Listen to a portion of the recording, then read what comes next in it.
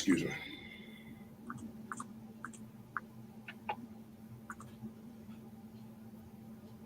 Oldie but a goodie. Aha. First of all, welcome everybody to Tiger Talks Wrestling. I am your host, Tony. I am joined today by two very special guests, Buster Boy and Mr. Primetime himself, D'Lo Smith. Been a while, guys. Yes, it has. Holy cow, it's been a while. So, Hey, what's going on, Tony? Yeah. Before I dive in too much for what we're here for, I do want to say thank you to all the subscribers out there, because we have just recently gone over 200 subscribers for this channel. So I'm very happy to see that. And Carolina Reaper Challenge coming up. Yay! No. Besides that, the intro you've seen at the beginning of this video, you won't be seeing that too many more times. I've got something in the works to have a new intro video posted that will be used for upcoming shows for about a month or two. So be on the lookout for that. But now, with all that said, we're here to talk a little Best in the Yard 5. Yes, sir. So, D'Lo, I'm going to start a little bit with you here. You've got a little bit of history with Best in the Yard. You've been part of, I believe, the last 2, 3 and 4, both, if I remember correctly. Mm-hmm. The pre-show for 3, you won the Battle Royal. And at 4, picked up a win. I think it was a win? No. We were at Best in the Yard 4 anyways. Right. I lost to Adam. You lost. Yes. I was just going to say, actually, I think you lost to Adam Anderson. You had a match with Adam. I actually did not watch. At the pre-show, I believe that was as well. Not yet. Hey, yo, speaking of Best in the Yard, we got 2 people in the comment section, very quick and early. Adam Anderson and Aaron Jones, both in the comment section. Hey, guys. Good to see you in here. Hello, Aaron Jones. Long time no chat. How's it going? Going on? What's going on, Adam? What's going on, Aaron? Hope you enjoyed your birthday, boss man. Let me see if I can still remember it. Aaron Jones. The double fist. Yep, can't forget that. Been too long, man. Right? But from those retrospectives, right? I got this going a little too loud there. From those retrospectives I was doing recently, I would ask the guys their experiences. So, D'Lo, since I got you here, I might as well ask you, what was your experience like being part of Best in the Yard 3 and 4? What's something that you remember? It's just, I think the best thing is just like meeting new people, you know, just meeting the guys up north, meeting the brothers up north.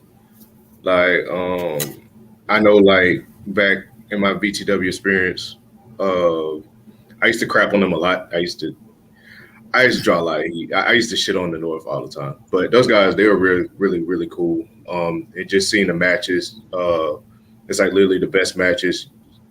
It's even better than what you see on TV today, you know. So I had a blast. I mean, that's really what it's about, just having fun. Really, that's just one thing I caught on about Best in the Yard in the experience. Right. Fun fact, I was supposed to actually go to 3, but due to unfortunate circumstances and such a short notice, I was unable to go, sadly. Still sad about that. I would have got to meet the boys and everything, but anyway. So, Aaron does say, I didn't catch what was mentioned, but it says I did, the birthday part there. He did enjoy his birthday. Buster Boy, it's good to see you on here. D'Lo's the man. Tony, it's always cool what you do. Thank you, Aaron. Even though I don't have no hair. In there. All right. So for everybody that's tuning in, thank you for watching now, later, whatever you do. For this, we're just going to go through, talk a little bit about the matches that are scheduled that we know of. From what I've been told, they are the match card was put out there by Arnold in this video that we're going to be playing off and on throughout the show. And we'll give our predictions for it. See what we got. My predictions may surprise you. Who knows? Hey, I'm just going off based off what I study. You know, that's all I like. I like to study people. You know. Yeah, I used to watch wrestling back in the day just to study. That's what I'm doing here too. Just going as an analyst, man. That's what I do. Can't wait. Okay, let's go in and watch a little bit of Arnold's announcement. Should mention Best in the Yard 5 will be live streamed this Thursday, July 1st, 6 p.m. Eastern Time, exclusively on the NUW channel. I'll get to that comment in a minute, but we're going to kick off this video. Kick off this video mentioning Best in the Yard 5, The Last Hurrah. Oh, yeah, baby. Oh, yeah. Ladies and gentlemen, it's your boy, Arnold McDonald, and I miss y'all so much. I'm here to give y'all a huge public announcement regarding the Best in the Yard 5, The Last Hurrah. What a big, spectacular crossover event that's headed your way. We've been building and promoting to this show since the year began on the 1st of January, when the trailer was released. And now, folks, I'm here to inform everyone that the show, Best in the Yard 5, The Last Hurrah, will be no more waiting. The announcement is the 1st of July. That's Thursday, the 1st of July, 2021 is the official date release of the premiere of Biddy 5 on the NUW YouTube channel, 6 p.m. Eastern Time. Don't miss it. We got so many epic matches. I'm talking about Aaron Jones, the one-man revolution, versus Yankee the Difference Maker, and an epic clash of the heavyweights.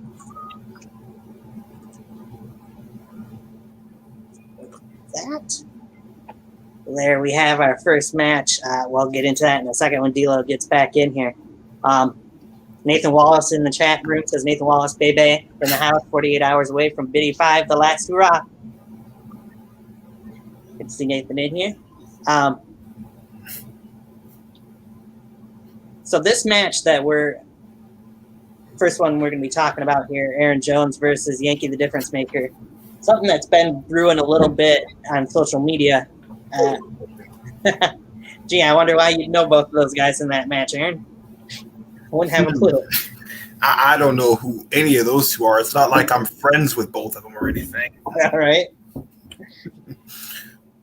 But yeah, so Aaron Jones versus Yankee, the Difference Maker. We've seen a lot. It started with a little bit of a Twitter interaction between the two of them before we seen the videos that got a little bit personal leading into this match.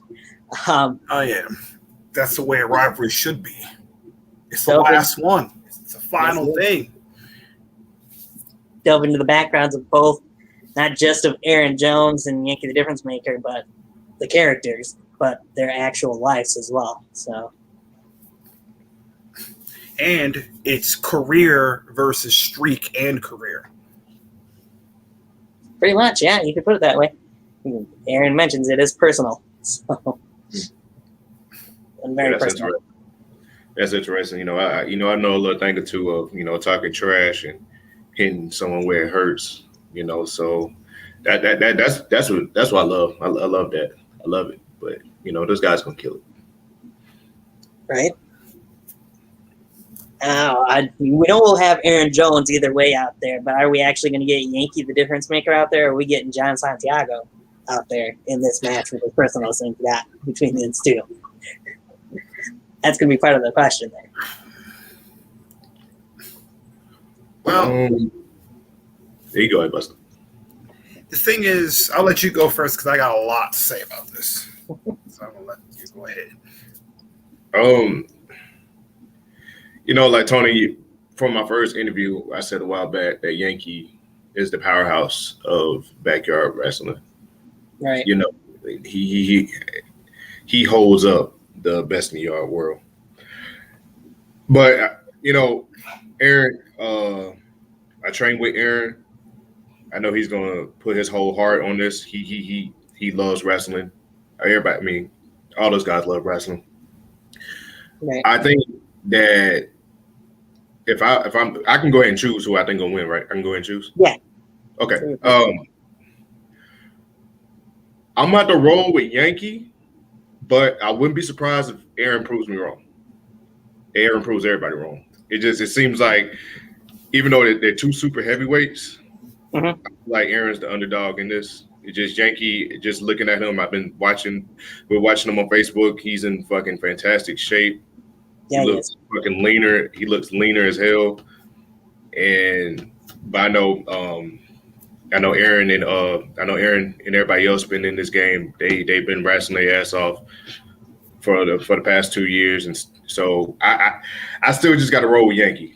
But I wouldn't be surprised if Aaron, comes out on top though. I wouldn't be surprised. Fair enough.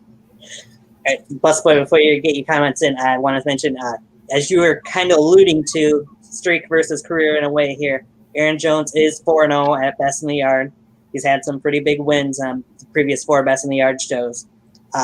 One of them was kind of a tucked under at Best in the Yard 3 when he got the win in that triple threat elimination tables match with him and TJ and Jason Walker.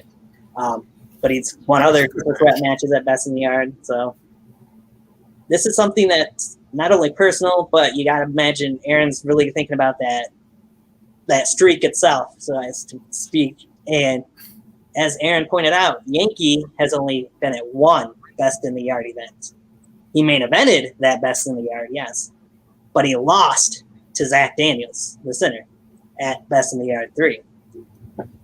So is the pressure a little bit too much for Yankee when it comes to the big stage? I mean, we've seen him obviously in NUW. It doesn't seem to in some situations, but this is a whole other beast in my opinion. Best in the Yard compared to any NUW programming. I know this one's a little bit tough. I could see where you're coming from with thinking that Yankee might have the advantage, but I kind of want to go with Yankee, but I just have that inkling that Aaron's going to pull it out just by a hair pretty much in this one. I mean, Aaron got hella heart. He will put his body on the line. I seen it firsthand. I done seen Aaron literally Halloween hangover. It was the worst thunderstorm ever go out, but he still had like a 5-star fucking match with inclement weather. So Aaron know how to make it work. He know how to improvise. So I mean, and also he can be fun to watch too as well. So like I said, I wouldn't be surprised. I mean, I really wouldn't be surprised, but I got to stick with Yankee. Which Aaron says he is disappointed in you, D-Law, for that one. Hey, it's not. Aaron, you know I love you, brother. You know I love you, brother. It's just, hey, I got to call it how I see it, brother. I'll spade a spade. Bust away. All right. So first, let me go over a little bit let's analyze these people a little bit, both of them. Yankee has been in there with some bad motherfuckers. He's been in there with Navon. He's been in there with the dark side. He went into a war with the dark side. Indeed he did. Like, that was a literal blood fest. Both those two bled for that. You can't say they didn't bleed for it. But Aaron Jones has been in some wars too. He's been in there with Dustin Reagan. He's been in there with Zach Daniels. Both those two are in a league of their own. And he's been in there with Drew Hood. He's been in there with Cameron Jackson, Everett Creed. Those guys have both been in some wars. So if you think about it, this has been actually built to happen for a longer time than people think. Shit. Both these two, Hold on, my son's Really? crying. I'll be right back. should have been at each other years ago. It's a Right. battle of pride at this point. But I think at the end of the day, I think it's going to be a war. I think these two are going to they're going to work their ass off like only they know how. I think those two are both going to destroy each other, and they're going to leave a big piece of themselves in that ring. But I think, most importantly, that somehow, some way, I think Aaron Jones is going to somehow pull that off. Yankee, you're my boy and all. You know we're friends. You know I love you, but I just think that he's just that much better, just a little bit more better. That's fair. That's all all it takes is 1, 2, 3. That's all it's going to take. No one's tapping out. I'm just telling you right now. There's no tap out in this one. I mean, Aaron's got the Kimura, but yeah, I kind of. He's also got the rolling spear. He's got other things too. But right. So does Yankee. Yankee's most. Not only is he a big guy, but he's resilient too. A lot of people forget both these guys are the most resilient motherfuckers there is in backyard wrestling. Period. Right. And you're gonna have to kill one of y'all. If he locks in the Kimura, there's no tapping out, but he's definitely passing out. He ain't tapping. So I'd agree with that. Be interesting to see if Yankee can bounce back from his loss at Best in the Yard 3, or if Aaron does indeed keep up that undefeated streak and goes 5-0 at Best in the Yard. So we know in the last Best in the Yard. Yes, that's a key point that I think we're going to be having to get a part of here as we move along. Aww. Baby D-Lo in the building. Yep. Nathan Wallace did say as well, who predicts Aaron Jones will steamroll Yankee, the difference maker. So Aaron says respect. With all caps. Yes, we'll see where that one leads to. Now let's move on to the next contest, shall we? We got on this card, Novin, the Last Emotion, versus KO Mari, the King. We have.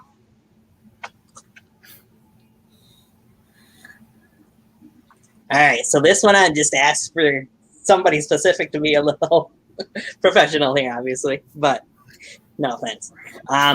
This one, originally, I'll be honest, Novin versus KO Mari did not piqued my interest at the very beginning of the videos that were first released from KO Mari. The last one or two videos though that we've seen on YouTube, they've got me a little more interested, quite a bit more interested really in this match. KO Mari, who we would know as was K9, is been doing a lot of good things on the indie scenes from what I've been hearing and seeing on YouTube.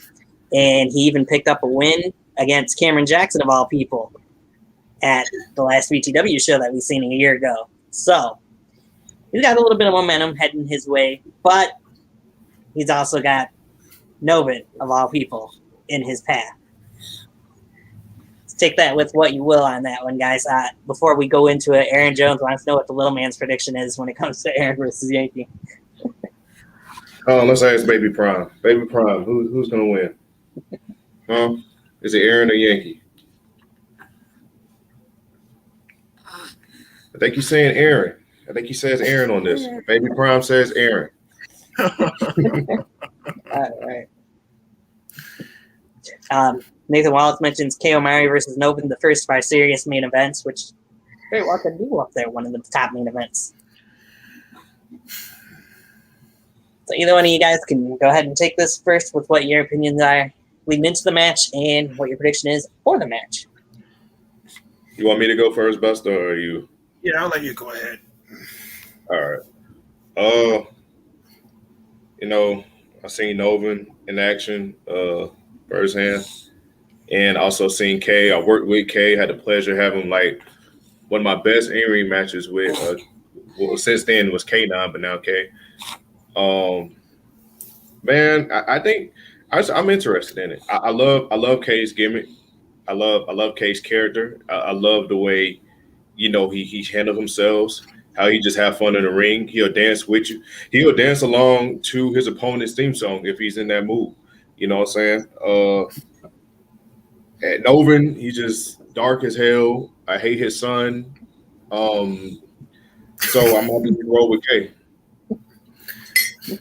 All right. Well, I've said this before, and I'll say it again. I said it with Dustin Reagan, and I'll continue to say it until the day I die.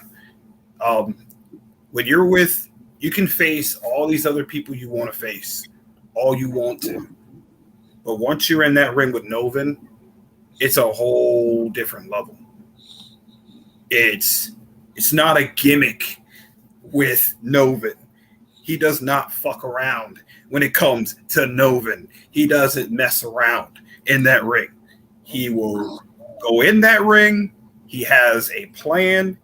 He's going to dissect you. He's going to destroy you in every possible way, bend you in ways you didn't think was possible. And that's it. And he'll be gone. But the question is, which was answered against Drew Hood, but can he do it to K9? That's the question. I mean, K9 has never really been tested at this level. So it'll be interesting to see what he's going to do with somebody as unique as Novin. Look, let me tell you, K is too quick. K is too quick. He's going to use his speed, and he's going to capitalize on Novin. It's a classic. Yeah, it's a classic power versus speed here. But I have seen him in action many times. I love him to death. He makes me laugh. He's entertaining. But can he get the job done against Novin? If he can get the job done against Novin, that's going to turn a lot of heads. But judging by the path of destruction that Novin has left behind, and judging by his big wins at Best in the Yard on the big stage at that level, I'm going to have to roll with Novin on this one. I'm going to have to roll with Novin because of his history and his path of destruction. If this was Navan versus him, I may have rolled with K9 on this one, but it's Novin. He's on a whole nother level. So I'm going to have to roll with Novin on this one.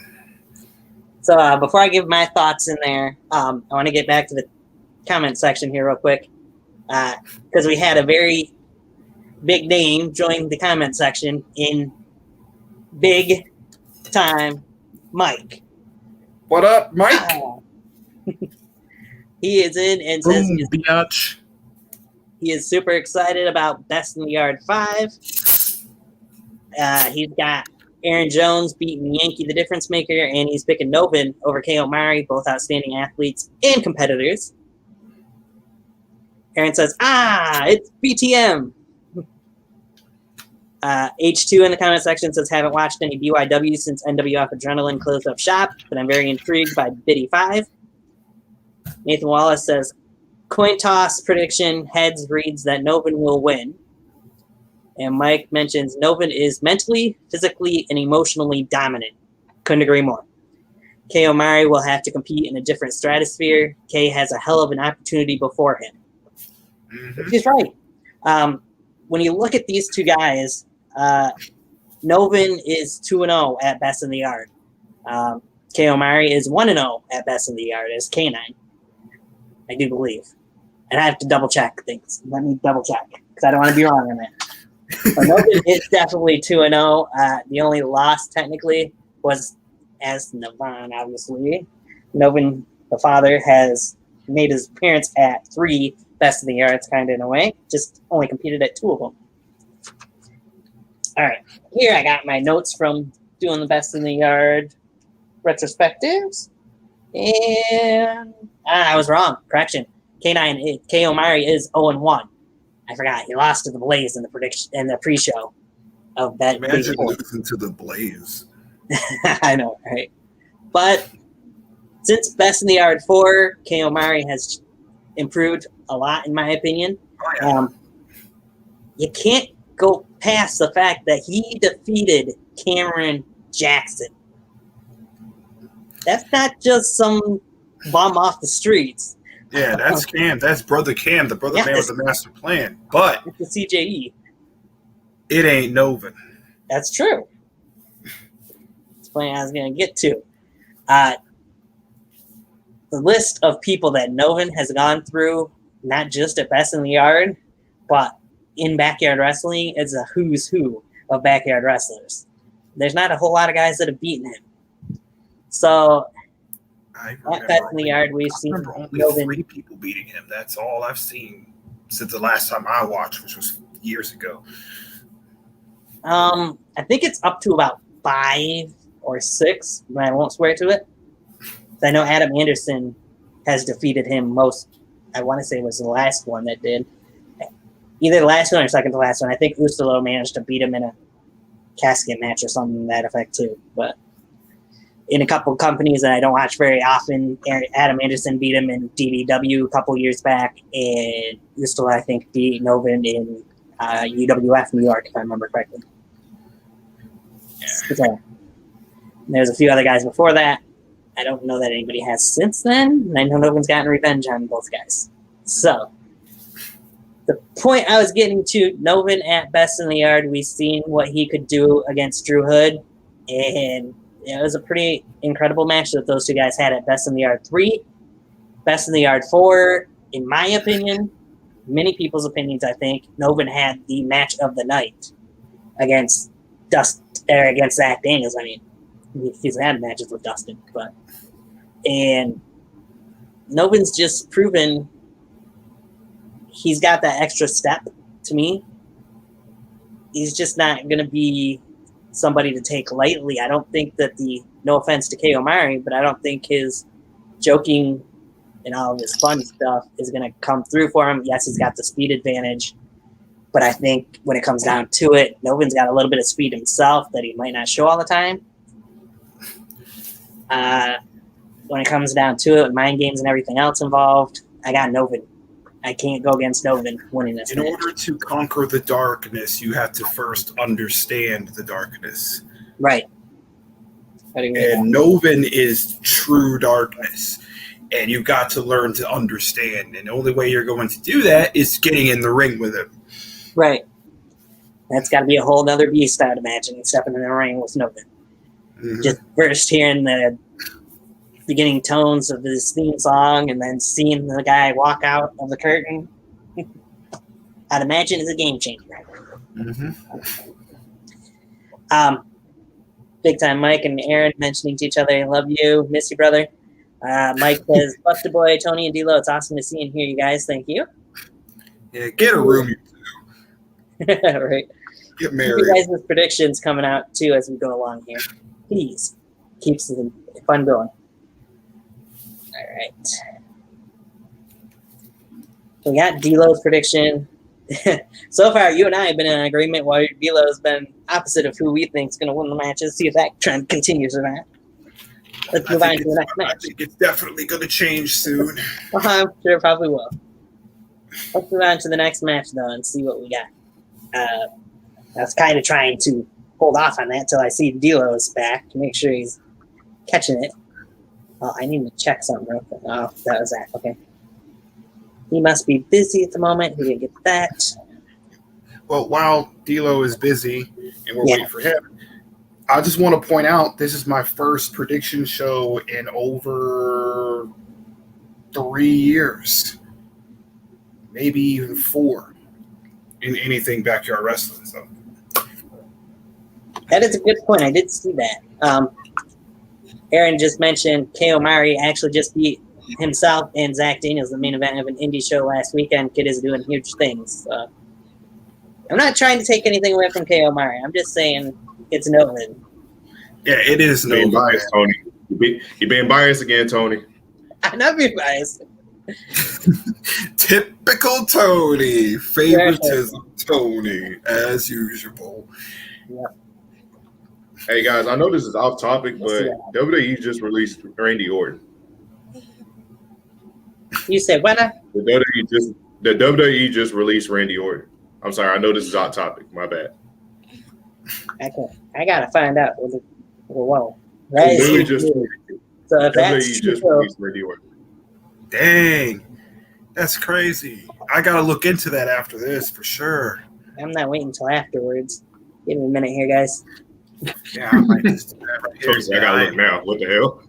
Yeah. Hold on. What the hell? That's Randy fucking Orton. Yeah, my bad. I ain't mean to throw this off subject, but hold on.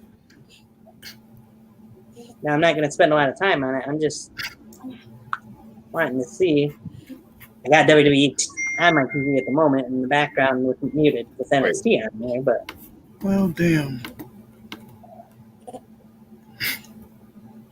I'd expect to see something on that page. All right. Damn. Well, if I don't That's see my anything, homeboys. Wait, did my guy say Yeah. it was a prank? I don't know what the hell. I can't see them actually releasing Randy Orton. Yeah. Well, I know Seth Rollins and Becky Lynch announced that they're getting married finally today. We'll look into it more later. But I want to spend too Bro, much time. I think it's fake. Like, I don't know. I don't know. Like, hold on, let me show you. I mean, I know he wasn't on Raw last night, but still. Like, Yeah. this little just Yeah, I was just looking at WWE's Twitter page, and it doesn't show nothing there. So I'd imagine that'd be huge news. I don't see it anywhere on Twitter, so yeah. that would be all over the place. and they've been releasing a lot of people. It wouldn't surprise me at this point. They have been, and some of them I've been very surprised by, including Breezango a week ago, just about. So I do see that they just released 2 other people just now. They released their executive vice president and their backstage producer. I seen Sanjay Dutt left today. I just noticed that, but that was on his own accord, from what I've read.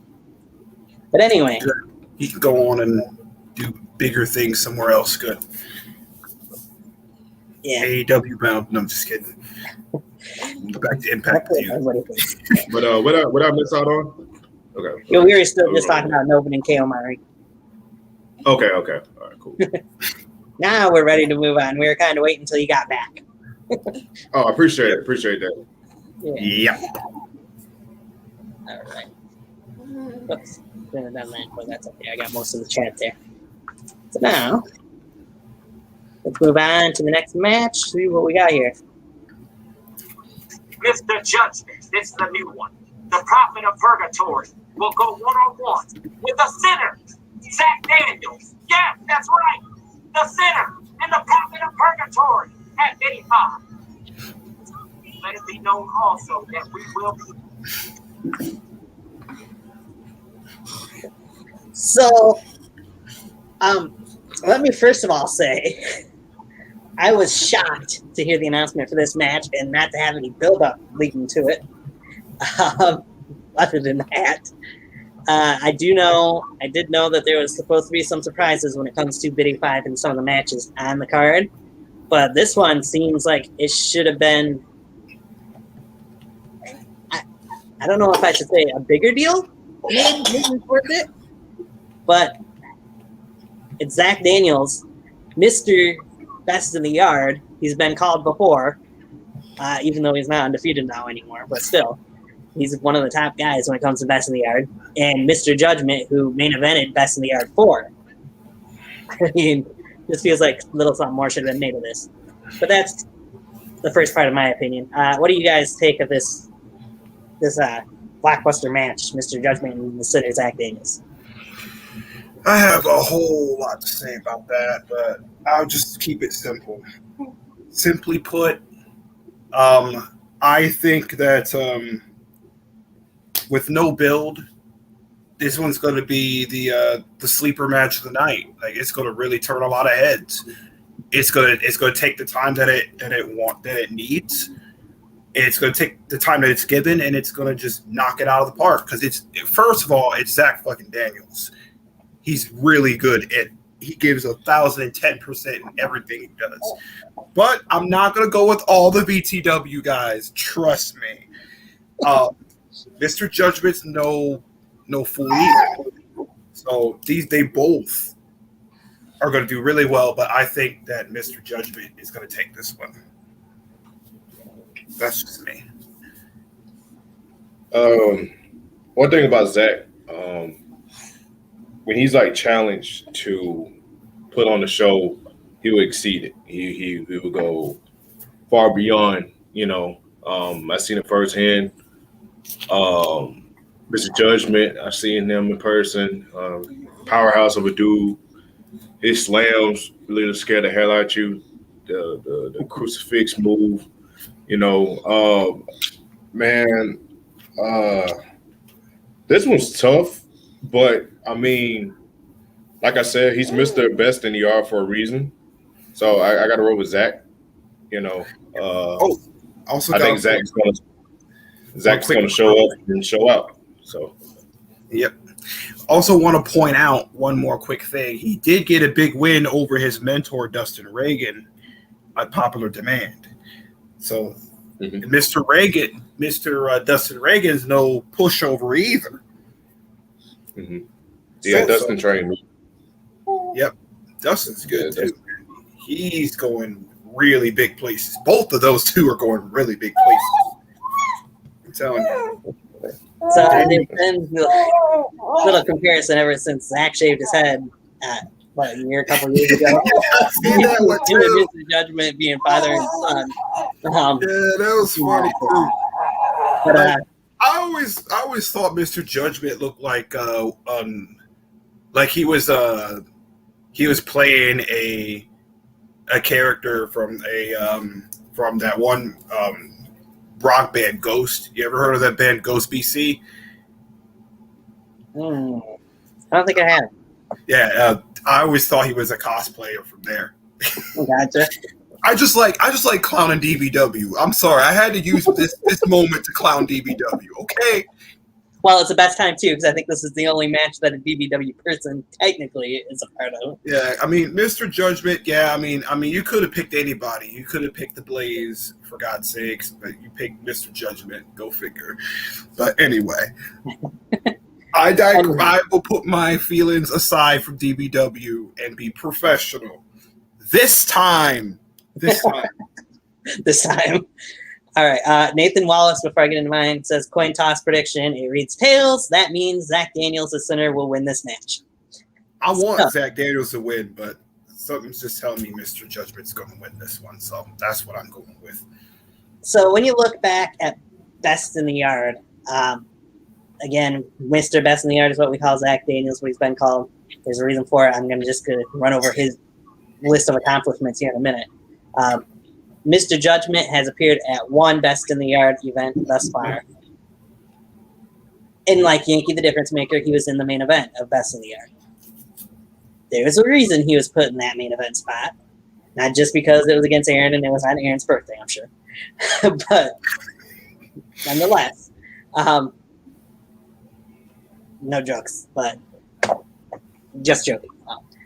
But anyway, Mr. Judgment has proven over the years that he is a force to be reckoned with in backyard wrestling, and he's beaten a lot of guys in DBW, whether they be from DBW or people traveling from other promotions to go to DBW.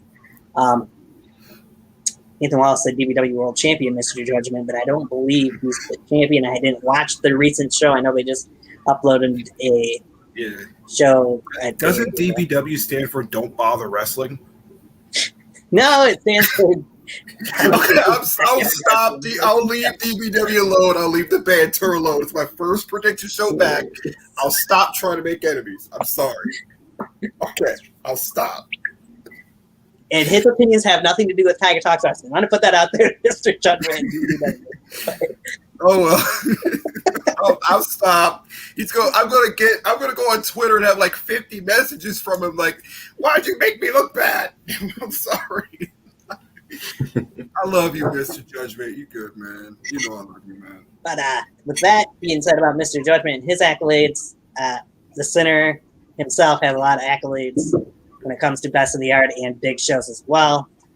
We've seen Zach win every title, I think, just about every title imaginable in VTW over the years. The only title being probably the tag team titles, which I thought at one point him and Dustin probably were going to get, and then VTW just disappeared for a while, and that looked like it might have happened. Yep, and that made me sad. That made me want to. That made an onion cut itself. Yeah, but when you look at Best in the Yard, I mean, show stealers. He's had so many of them over the 4 years. And he's beaten Daisy in the 2 out of 3 falls match. He's beaten. I'm gonna double check my facts here before I say it. He beat Chase Bridges in a brother versus brother match, and Chase's first Best in the Yard. Countless ecstatic matches. Don't even get me started on those. He's Those had are one. down. And we've Freaking. seen Zach beat Yankee before losing to Novin in one of the best matches in Best in the Yard, in my opinion, history. To me, either one of these two guys could win it. I could see it going either way. But call me Mark if you will. I have been and continue to be a Zach Daniels fan. I got to pick Zach Daniels, the center, to pick up the win in this match. I love me some Zach Daniels too, man. I do. And the banter that I give DBW, I like giving y'all banter. You know that.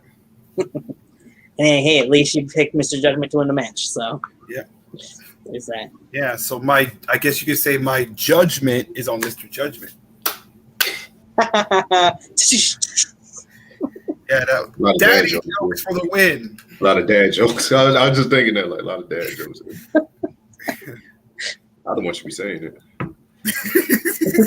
You're right. I'm telling you, I'm the king of dad jokes. I'm not even a dad. Might get a notebook in a second, steal some of them. Dude, man, I'm telling you, my kids are gonna hate me they're gonna be like, I can't go nowhere with you, man. Get away from me. Your dad did it again. He found something stupid in the mall. And he's making dumb jokes. You're embarrassing. Right. Come stop. Let's move on to the next one. We have the traditional best in the yard battle royal taking place at the last hurrah. Okay, so I don't expect any predictions really for that match. The best in the yard battle royal. Obviously, you never know. I might come back to defend my title. You know, you never know. I was gonna say, obviously, you know a little bit about. I might show up. I might show up. You know, might show up. I don't know. That was your whole thing at Biddy 4. You actually showed up, so. Yep. Hey. That was my call. I was like, you know what? I woke up that morning. I was like, you know what? I'm gonna show up, and I did. You did. You didn't show up alone either. Done drop my damn spoon. Oh yeah, I brought PK on the ride. A lot of stuff that was on the way, you know, but you know, certain things, you know, like I said, things happen, you know, but it was gonna be something fun in the works. I had planned. Right. So this next match that we're about to, this is going to be a little bit lengthier part of this video that we'll watch before we get into predictions for it. But this was quite an unexpected match that gets announced here. Let's travel along, shall we? As Arnold kind of gets interrupted.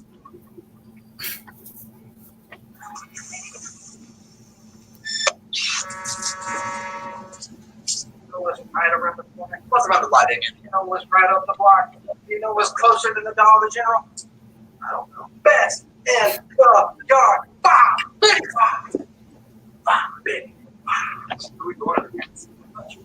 Come on, Eddie. You're handling my booking, man. You're handling the booking. You're supposed to know this. Oh, I got it. That's the second best tag team in all of backyard wrestling. According to my calculations, if 2 + 2 equals 4, and 5 + 5 equals 11. Women should not. Sons of bitches. It's been years and years, me and fighting. Have scratched and clawed, we've bled, we've cried, we sweated. We have fought each other. We have even fought each other. You know how many times kids beat the hell out of me? And you've always avoided us, kept us out of the big picture. But you know what? Now, we're going 2-on-2. You're standing across the ring from 2 of the best, if not the best, in backyard wrestling history. See now, Bad Sons, you guys claim to be the best in the yard, but you guys have never faced the best. And the best is right here. So, come on, BD5, you guys better come prepared because we're not coming to play games. We're coming to fight. And we're going to prove to you, Bad Sons, and BTW, why you guys should have picked us up a long time ago. While we are always right. Damn right, baby. As well, a new matchup. Yep, Arnold got all the teeth for you here. A new matchup, once again being stated. It will be from South Carolina, the Wright brothers taking on the Bad Sons. Ecstatic in Thailand. Oh, it's going to be epic.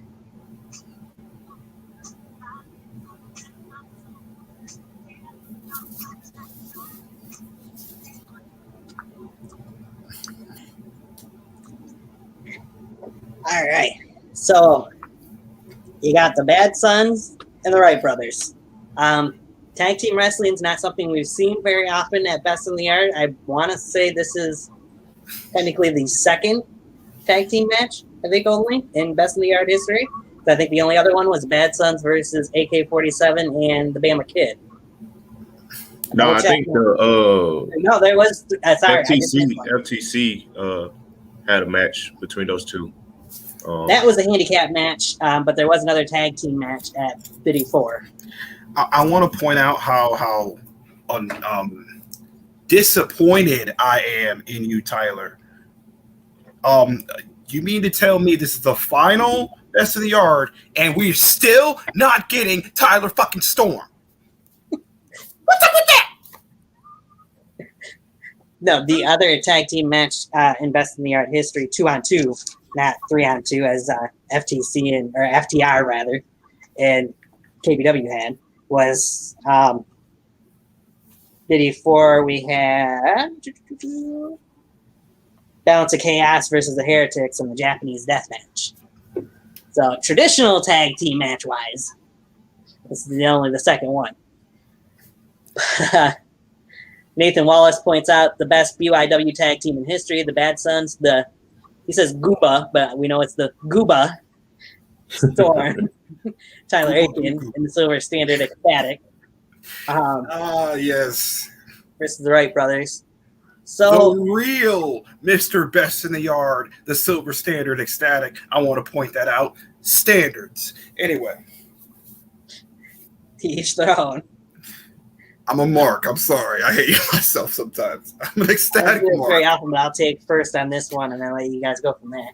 I honestly have not seen much of the Wright brothers, but something just kind of tells me that in a way the Bad Sons might be looking to kind of pass the torch perhaps in this match.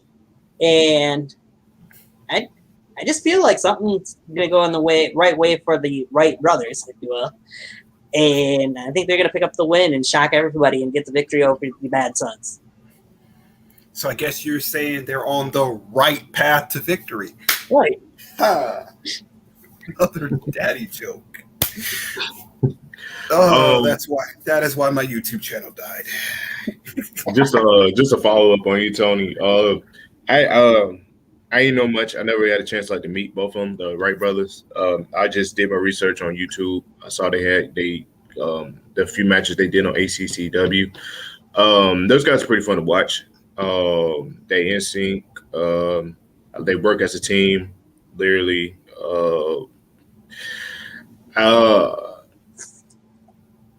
But let me get to the Bad Sons real quick. And then to the Bad Sons, I mean, I done had my experience with the Bad Sons. When I was with even when I was tag teaming with Mephisto, and then later turning on Mephisto, joining with KC and Jamal to form the Change, and that was the funnest time. Literally feuding with the Bad Sons, that was the funnest time of my career. That literally was like the peak there. I'd rather do that match at Halloween Hangover any day. Just working with Ecstatic and Tyler Aiken. I think the Bad Sons take the dub on this one. They'll get the win. It's just, those guys are very difficult to beat. Like when they're in sync, when they on fire, man, they are very difficult to beat. Question would be, how long has it been though since the Bad Sons have teamed together, and will the chemistry fully still be there when they step in the ring for this match? Because I would imagine that the Wright brothers have been teaming together.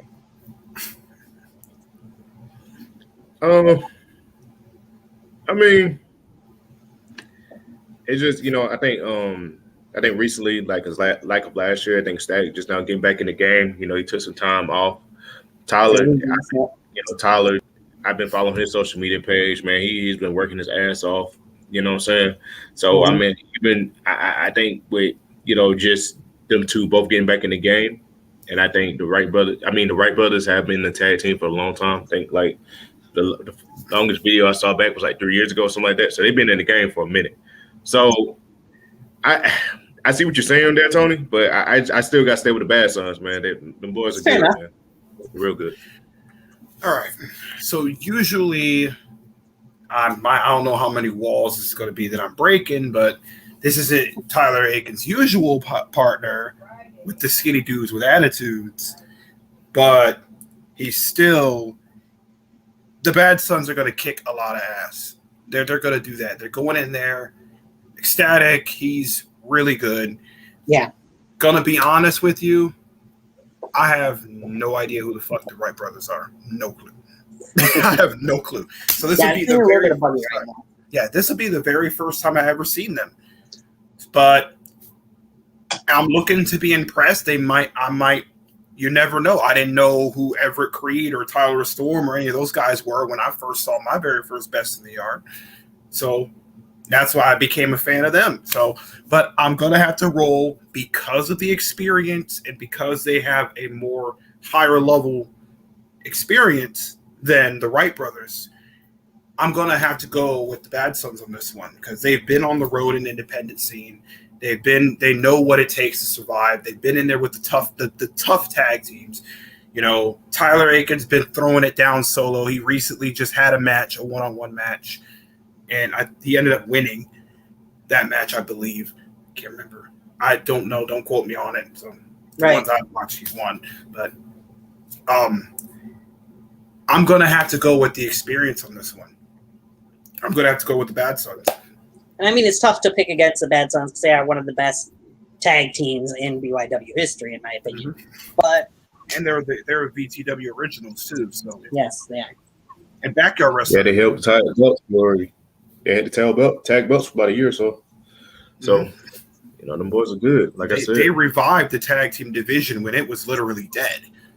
Yep. So I have to go with it. Mm-hmm. I have to go with them, man. I have to go with the Bad Sons on this one. Fair enough. It's tough to pick against them, but it is. I feel like something's going to be in the water. We'll see, though. Everyone has their right to do what they want. True. Nice. Another daddy joke. Take a shot for every daddy joke I do, guys. Oh, Lord. Moving on.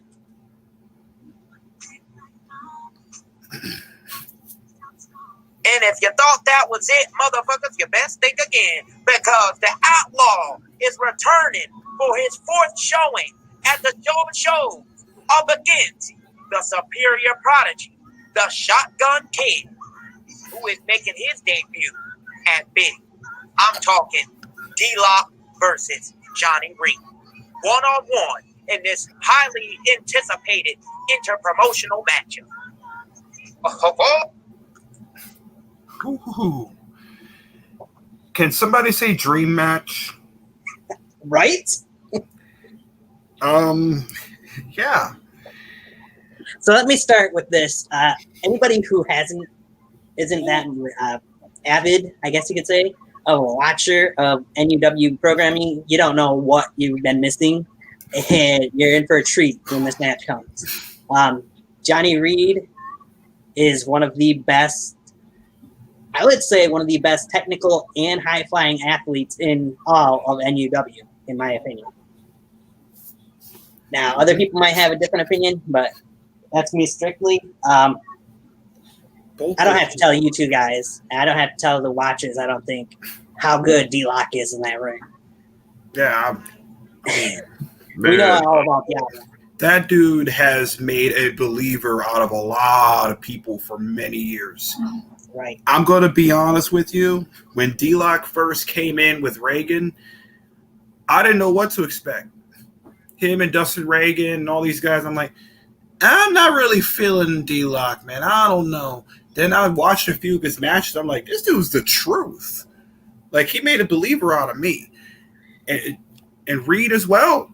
Johnny Reed. I mean, he started with, it was him when I was watching BW New York.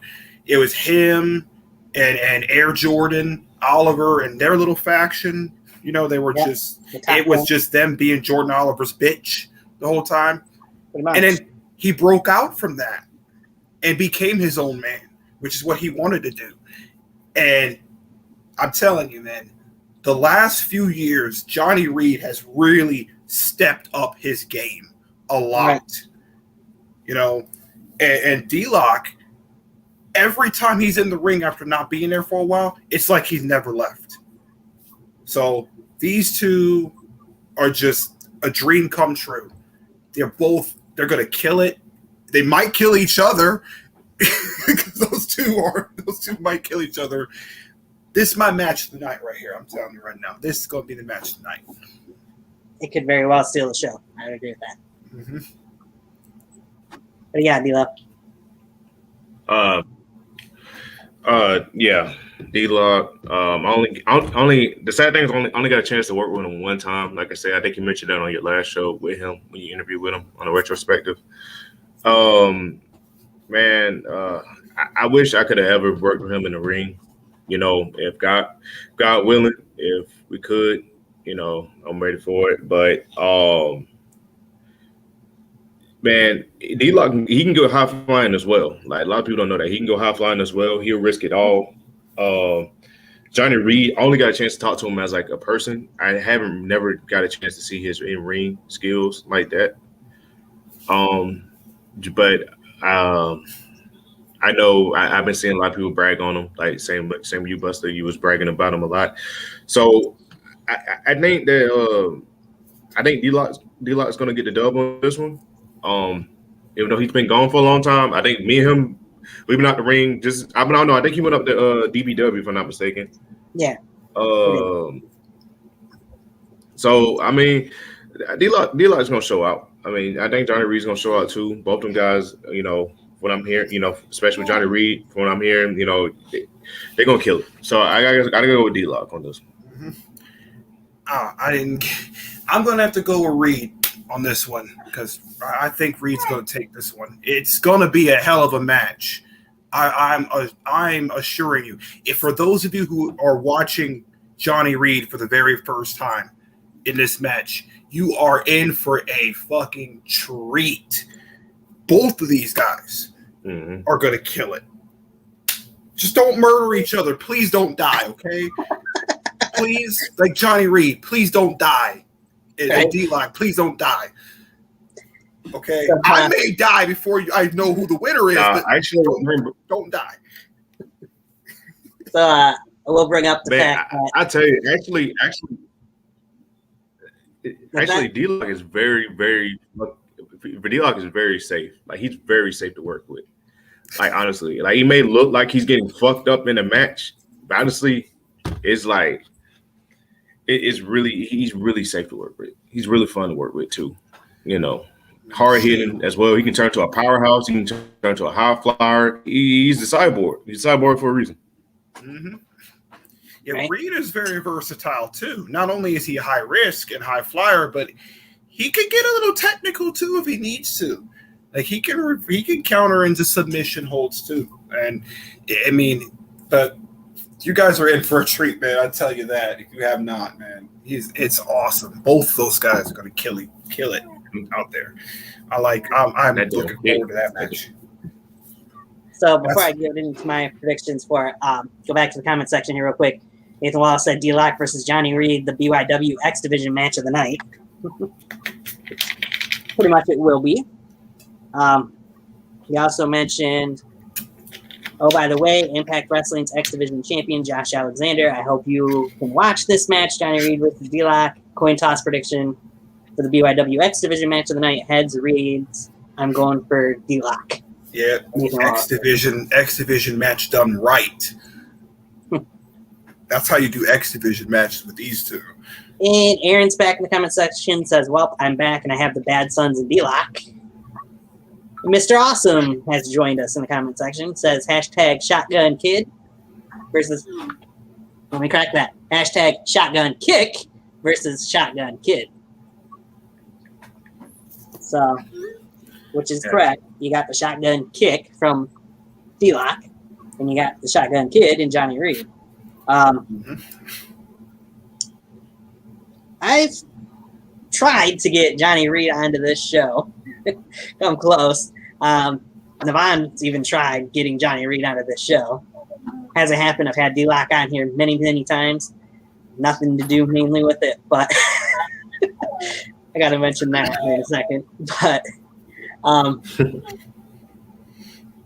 and D-Lock, like you said, Bust Boy, I think this is going to be the match that's going to steal the show pretty much. Going to be the match of the night, more than likely, or one of, if not the.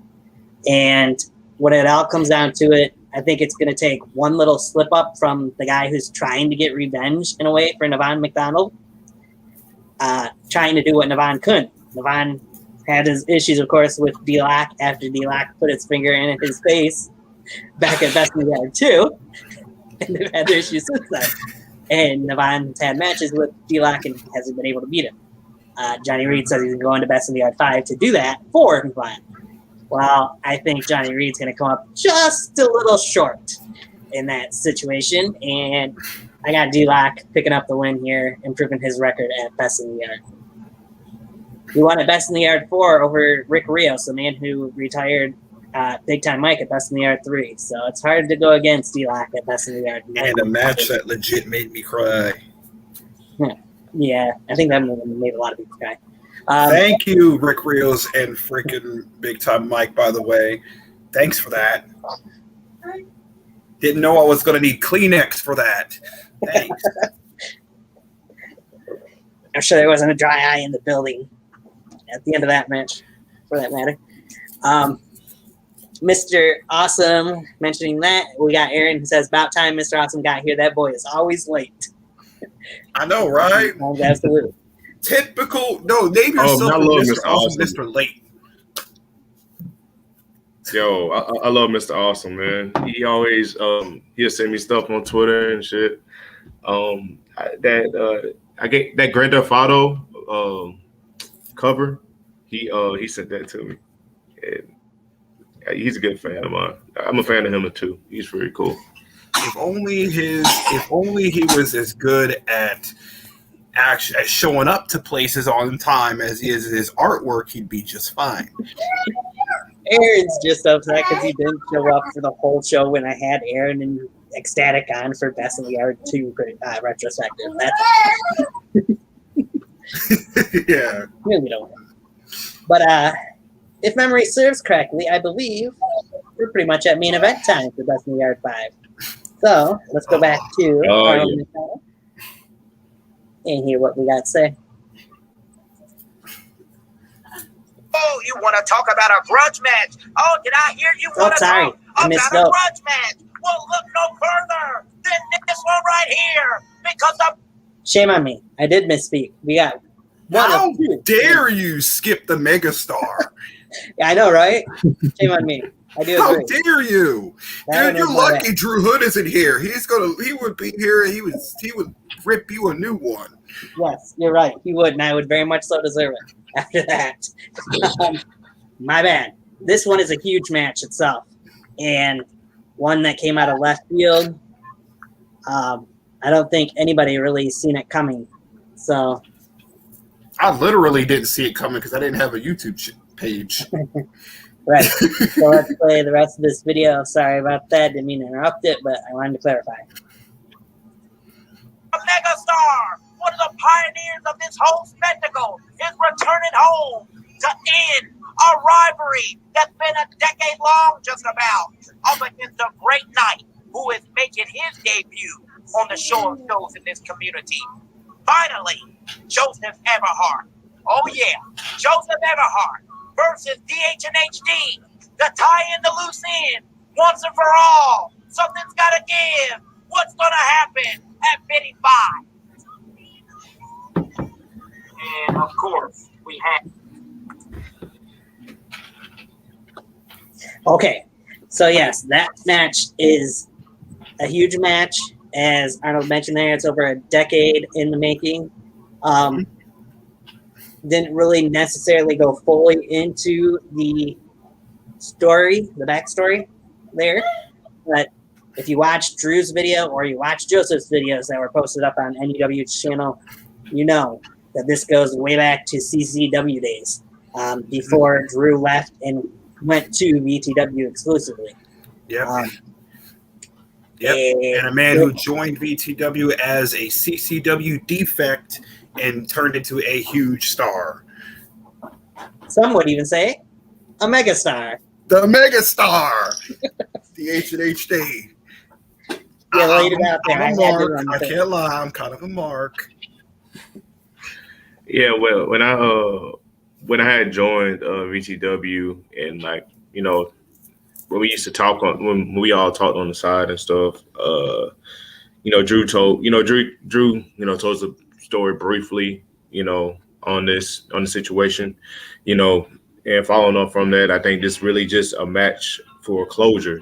This just is a match, that both these guys need, end it all on the mat, end it all on the square circle. So, Drew, I worked, another guy I worked with had a blast with him as well. Took that, DHD. Yeah, I took that. It was fun. Took it from him and Cam. Yeah, I damn near got concussed on that one, but it was fun, man. Those two, Drew Hood is fun. He's fast paced, man. He literally got the skill to be next up one day. I hope to see him on AEW or WWE.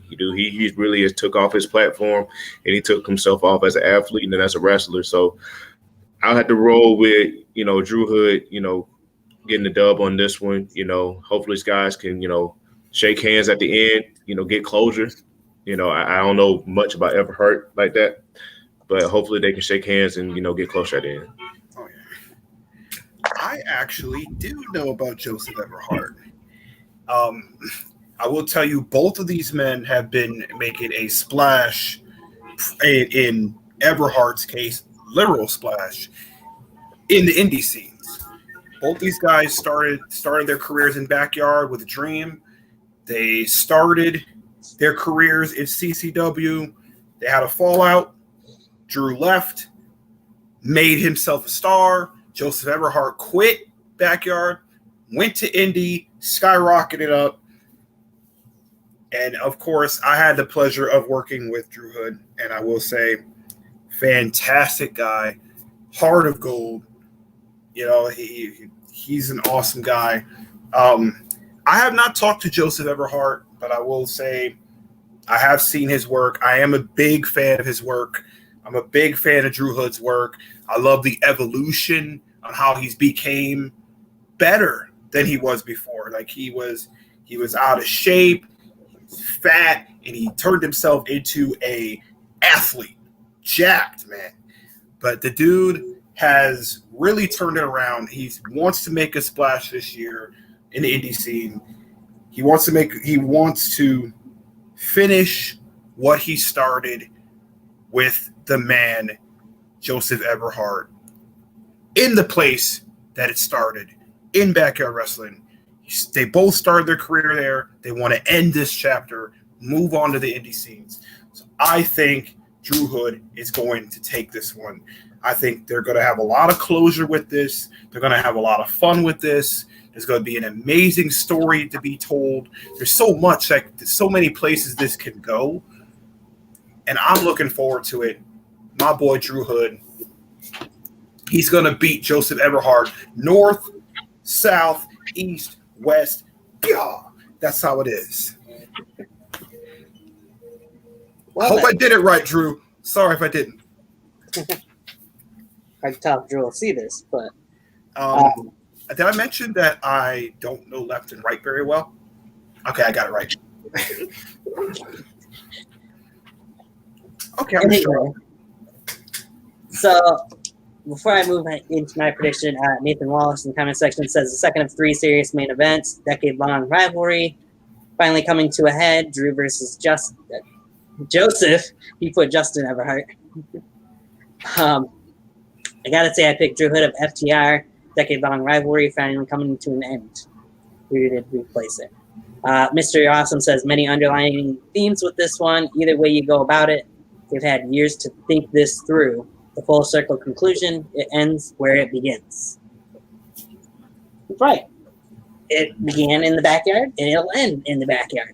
Now, you guys' predictions are both going with BH and HD. Nathan went with BH and HD. I can see why.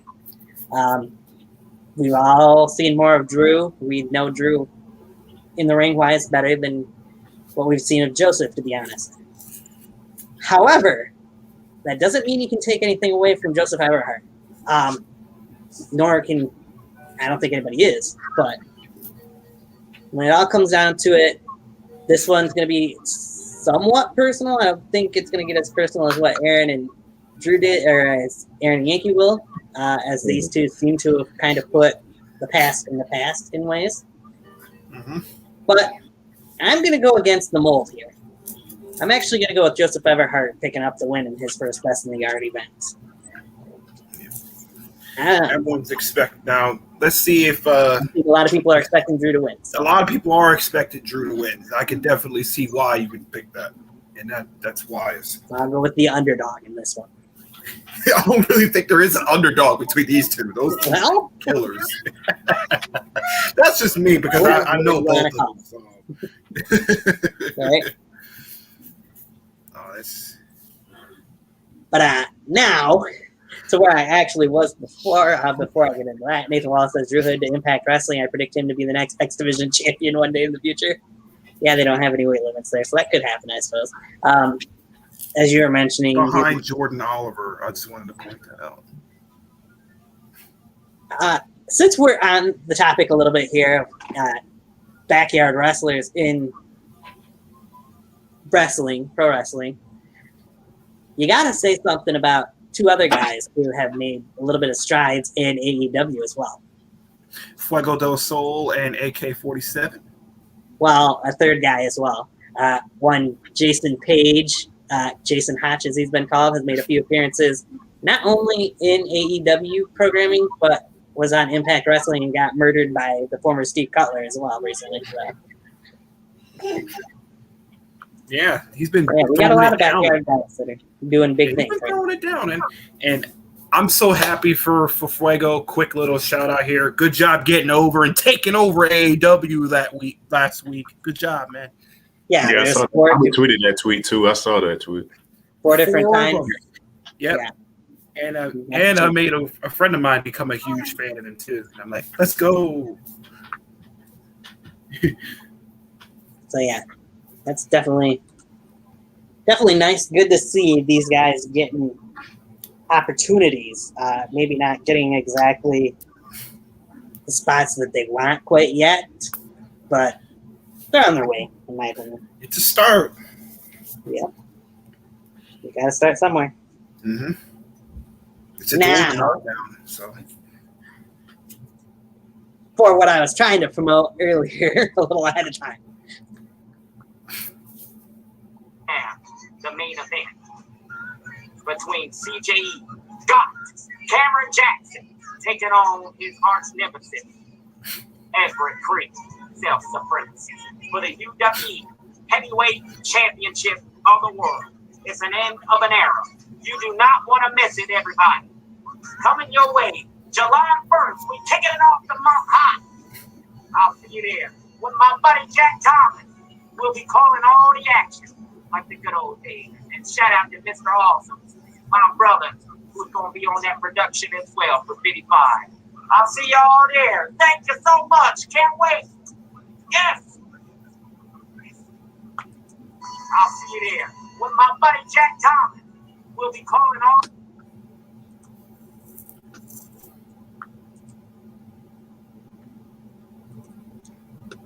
So there you see it. The main event. Best in the Yard 5, the last hurrah. The man who main evented the first Best in the Yard steps back in the ring, or in the ring now, to main event the final Best in the Yard. You got two guys that have known each other for years. They started UWE, and this is a combination of UWE at Best in the Yard. UWE World Heavyweight Championship on the line in the first sanctioned championship match at a Best in the Yard, may I add. It's not just Cameron Jackson versus Everett Creed. Creed will have a corner man, so as to speak. Sorry, I can't think of names, and they don't have the name posted there.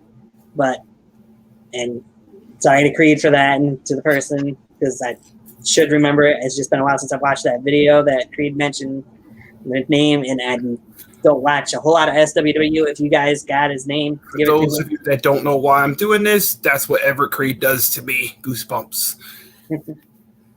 Yeah, I could play some of those videos if I really wanted to here, but everybody can go check them out. You should check them out because Everett and Cam have some amazing videos leading into this match on the NUW They've YouTube done channel. awesome. As usual, they always do good.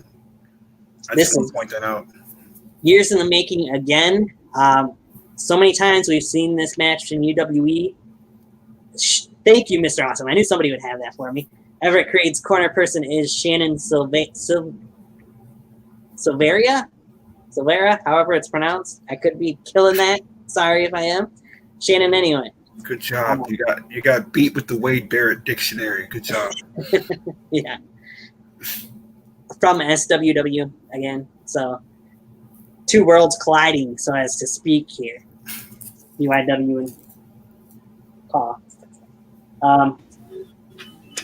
One thing interesting here to me is the fact that, as you can see in this picture, there's going to be a special guest referee. We don't know whom that is. Another interesting fact, Everett Creed pointed this out, he, in a big match, has never beaten Cameron Jackson one-on-one. In the lead up to this, even Everett Creed's father, who UWE fans know as REF, offered to be in his son's corner, thinking that would be the only way that Everett Creed could beat Cameron Jackson. Creed turned him down, said he didn't want his dad's help because of black and white history. Yep. And he was going this route instead. And I also like how he brought some of his SSW story Yes. into this too. How he struggled to find his place after moving on from the UWE, basically. And he even brought about his, with Angelique Stark in a roundabout way, the story with that. We all know the story about that. Right. Unfortunate. And he brought that up, and he brought all the stuff. He did amazing, dude. I think he did fantastic. This was by far, if you guys have not went and watched the promo work that Everett has done, it is, bar none, the best promo he has ever done. The best work he has ever done with storytelling. So, to no surprise. But, anywho. Right. I mean, I'd say not just the last video, but this entire package. I think Everett had the main hand in it. And he's blown me away, to be honest with you. It just seems so much improved, I guess you could say, from the old Everett Creed that we've seen. And I will mention as well, to see the UWE arena without the trampoline there anymore, it was kind of a little bit heartbreaking to see it, the before and after throughout that series. It just seems odd and eerie to see Everett Creed talking from that actual spot in the last video. I do believe there is still one more part to this series as well that's supposed to air sometime before Biddy 5 goes on the air. So that'll be interesting to see as well. This is something I'm looking forward to a lot. This is really I think this really is going to be a story. You talk about storytelling. Both of these guys got history. They had wars in UWE. I watched a little bit UWE back in the day. So these guys are going to tear it up. We bring up the name Cam Jackson. He is God, Mr. CJE. It's going to be a very hard hitting match. Everett got good technical work. Mic work. And as you can see, promo work. That's a good. That was a good storytelling video. That he dropped recently. So these guys are going to go to war. That's just simple plain. This is going to be a war.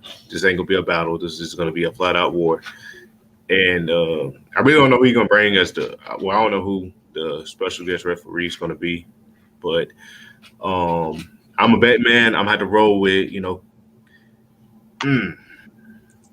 It's I'm just seeing this UWE World Heavyweight Championship, so I guess I'm gonna say Everett. You know, I don't see him losing that belt. It's just something when he got that belt, man. He's a different guy. You know, I don't see him losing. Interesting take. Busboy, what do you got on this? So he's determined. Everett is determined. And when he gets determined, he's dangerous. You know, he's, you know, this is not the same Everett that used to mess with Jason Atlas and manipulate Jason Atlas and try to do all this stuff to him. You know, this is not the same Everett Creed that Cameron Jackson fought all those years ago in UWE. Just like this is not the same Cameron Jackson that Everett Creed has fought all those years ago.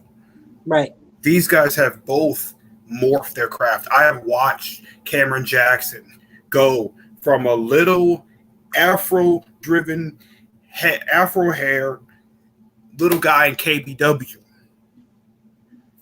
to become a, no disrespect to the original of it, a mega star. No offense, Drew Hood. Copyright Drew Hood. But anyway, and I've watched him really grow as an athlete. I've watched them both grow in their craft. These two are aside from Cage and AK-47 and Big Time Mike, these two are the big reason why I got into backyard wrestling.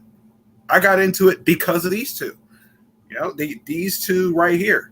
I mean, and so this is a big part of me personally. This match is a big part of me personally, and I'm looking forward to it. But I really think that Cameron Jackson, yes, he's great, but I think Everett just really wants to prove that he's got it here, and he wants to prove that he can beat him. The one thing that he's never done in his entire career. He wants to stamp it. So I think Everett Creed is going to beat Cameron Jackson for the very first time in the main event. I think so. All right. So before I get into anything prediction-wise, go to the comment section. Nathan Wallace says Cam Jackson versus Everett Creed for the UWE Heavyweight Championship of the World. The end of an era, years in the making, the serious main event, two worlds colliding, but only one will survive. He says in the final Biddy main event, history will be made. Everett Creed will finally defeat Cameron Jackson. Mr. Awesome says they both left home. Now they finally meet once more to prove who stands last in the legacy of the underground and the last hurrah. Hashtag the ultimate redemption. These two guys, as I mentioned at the top of this, have had battles against each other throughout the years in UWE. They haven't crossed paths in quite a while. That'll change here, obviously. I haven't done this with everybody, but you got to look back. You got to think back to the other best in the yards. Cam's been at every best in the yard show. Everett Creed's only missed one. We didn't see his best in the yard 4 match. It got lost the video for it, but he was at best in the yard 4. Cameron Jackson main evented and won the very first best in the yard main event, beating Corey Graves and Ecstatic. Of course, Everett Creed came up short against Tyler Storm in the last man standing match. Diddy 2, Everett Creed came up short again to Aaron Jones in a triple threat match with Corey Graves also in there, where Cam lost in the main event to Drew Hood. I may mention this is the third main event for Cameron Jackson and Best in the Yard. Best in the Yard 3, Cameron Jackson went to a no contest with Cage, a double count out. I think it's still, at least to me, a little bit heartbreaking to see it end in that way, but which they never got a rematch on, I want to add. Not one-on-one, no. We had the 3-on-2 handicap match, which FTR beat KBW with Cam winning that over Cage. Just a list of the guys that these two men have been in the ring with, though, between UWE, NUW, Cam's been to every promotion just about out there, we know. Yeah. You would think, leading into this match, knowing that Cameron Jackson has won every single time against Everett Creed, pretty much, and looking back at the videos leading to this, even going back to the, I want to say it was prediction show for Fight for Freedom 2, that is where this kind of all started, when these two joined Arnold McDonald as the guests of honor, so as to speak, to talk about that. And just like that, Creed could have got caught by Cam Jackson every time he turned around. So, in the end, you'd think a lot of people would have Cameron Jackson winning this, but I'm with you guys here. I think Everett Creed will retain the UWE Heavyweight Championship and will finally beat Cameron Jackson. Probably with a little help from Shannon. Maybe. Who knows? Maybe not. Why do I have a feeling that Angelique Stark is going to be in here somehow? Oh, that would be quite the twist. I'm not sure that'll happen, but I think Angelique Stark is going to help Everett. It's been a while since I've been in the backyard wrestling scene, so I don't know. It's been a while. I could very well be well off the mark. It's like, wow, there's nowhere near. These two aren't even talking anymore. But I don't know. So that's my story, and I'm sticking to it. I think Creed did say something about them two making bygones or something to that effect in one of those videos, so who knows. But I really think Angelique Stark's going to be involved somehow. Could very well be. I think these two, either way, are going to show up and show out, if you will. In the end, like you guys said, I also got Everett Creed winning some way, shape, or form. I am very intrigued to see who this guest referee will be, though. That leaves a big question mark to me. There's a lot of guys that have been part of Best in the Yard that are missing from this card that could potentially be that referee. So, it could be another person from UWE. It could be a man who hasn't ever missed a biddy, but rumor has it is missing this biddy, Dirty DeChico. It could be the badass, Rick Rios. It could be TJ Sakara. It could be anybody from UWE or from a different promotion altogether. Who knows? And they might play a part in the fight and who wins the match too, whoever it is. So, just something to take on there. Nathan Wallace says, after this in the future, I would like to see the Supremacy Shocker Everett Creed defeat Nick Aldis for the NWA World Heavyweight Championship.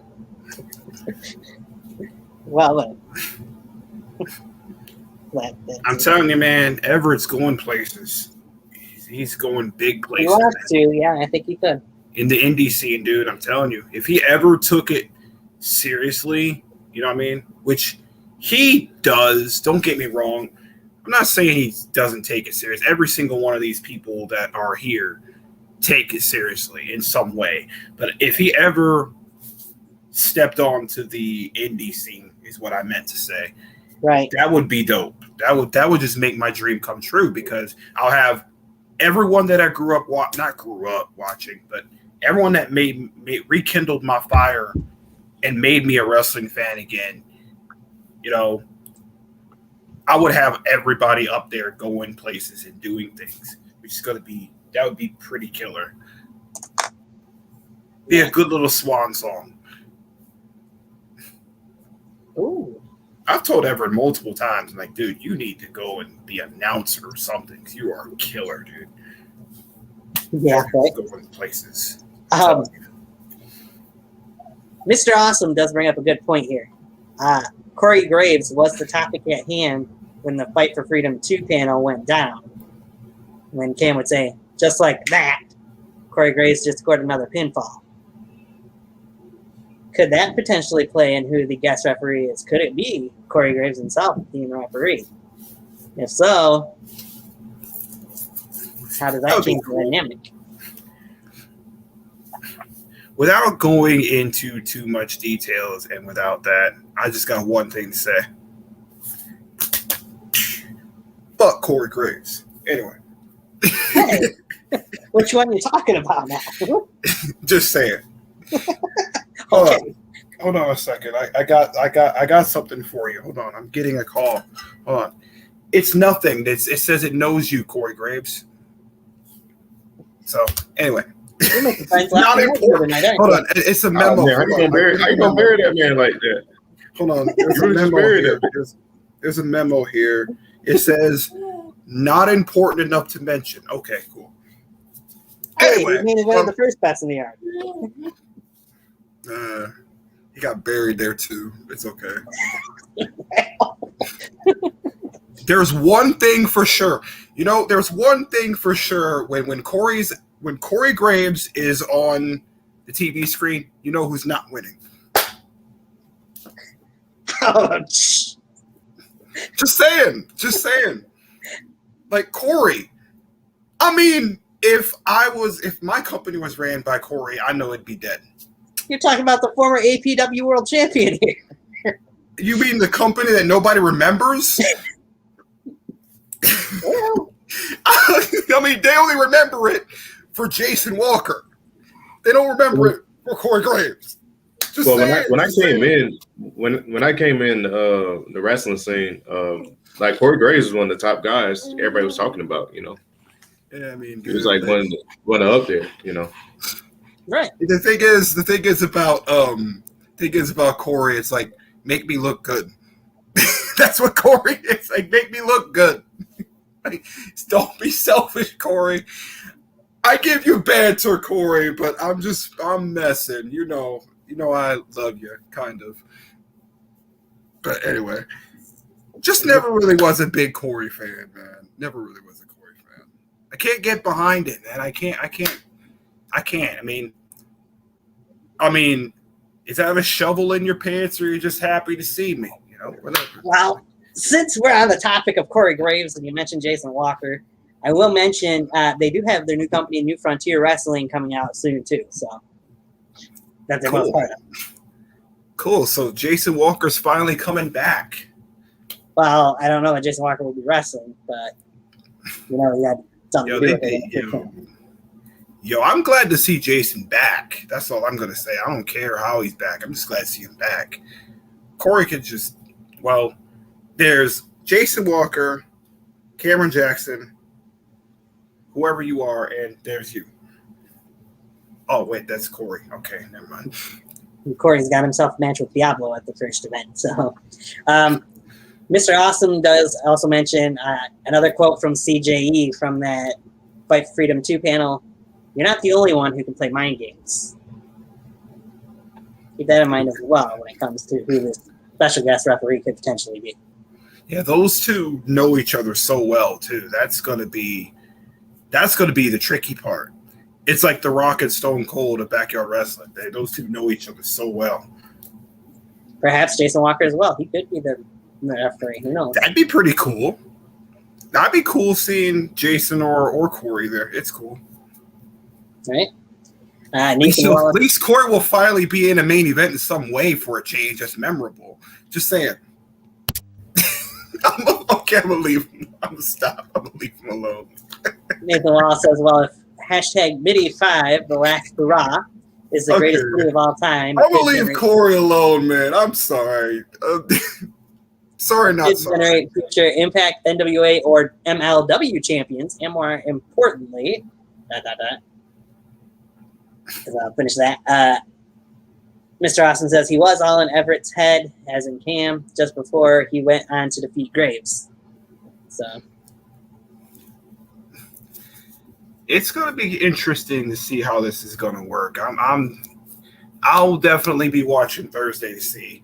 Corey's going to probably be like, he's going to be all up in my Twitter messages like, you motherfucker, you over here burying me and shit. How dare you? I'm like, oh. You know, I love you. I have to piss somebody off. I've been gone for so long, you know. right. Messing. You know, I like to give a lot of banter. That's just me. I'm gonna shut up now. Oh yeah. Nathan also mentioned. Oh, okay. So I'm going to read the whole thing from Nathan now. Well, if Biddy 5, The Last Hurrah, is the greatest Biddy of all time, It could generate future AEW, Impact, NWA, or MLW champions, and more importantly, generate CAW, CAW, draft choices for WWE 2K22, Wrestling Code, Ultraviolent, or AEW console youth games. Yeah, that would be cool, man. Because with Jordan Oliver, being on there killing it in MLW, I can't wait to see what's going on with that. Mr. Awesome's putting his booking hat on.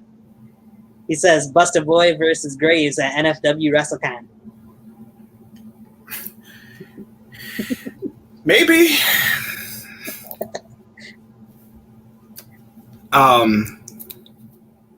If Corey ever wants a little bit of a teaching, just let me know. And the King of Wrestling will have to show him a thing or two. But anyway, that's just me. I don't wrestle no more. My days are behind me. But what do I know? Maybe. So, oh my God! Here we go. Here you go.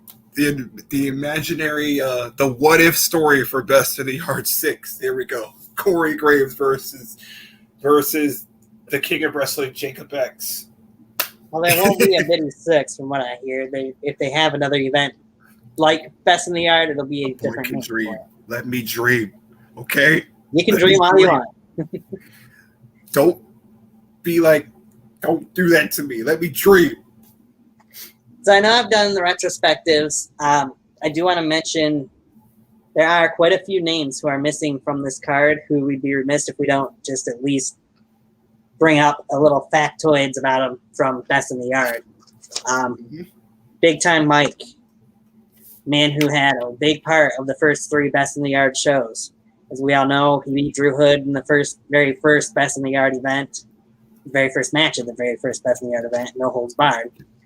He would go on to then beat Dirty DeChico in a very dark I Quit match. And we know what happened at Biddy 3. Had a hell of a match, 2 out of 3 falls. Had to retire because he lost to Ricky Rios. Yep, and he stayed retired. He has stayed retired. There was points where he almost came out of retirement, but things happened that he wasn't able to. Maybe a blessing in disguise, who knows.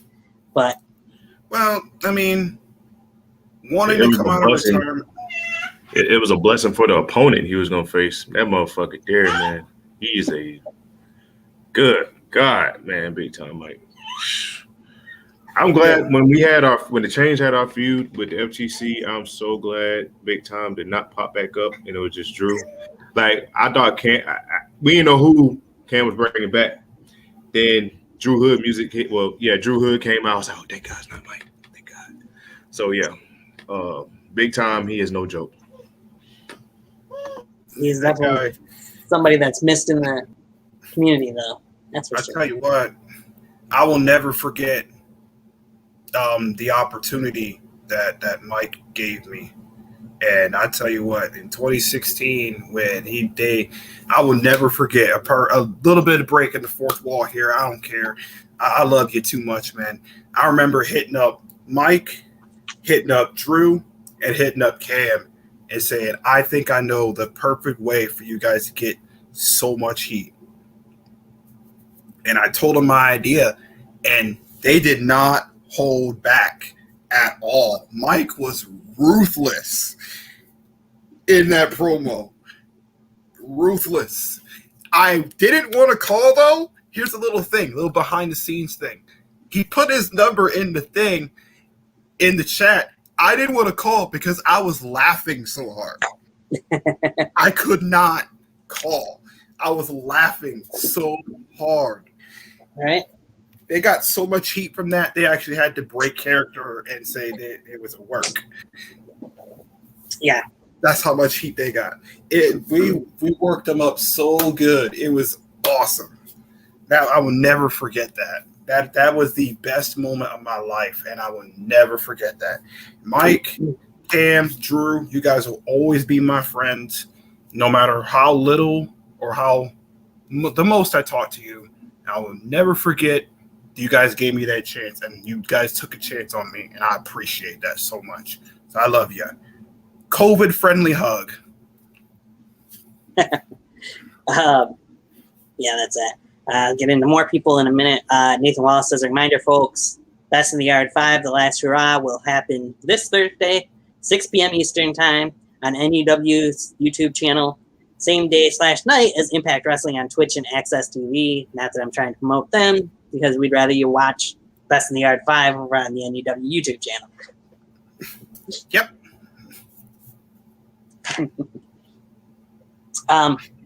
Back to the names that are missing from the Best in the Yard 5 that we've seen at Best in the Yard.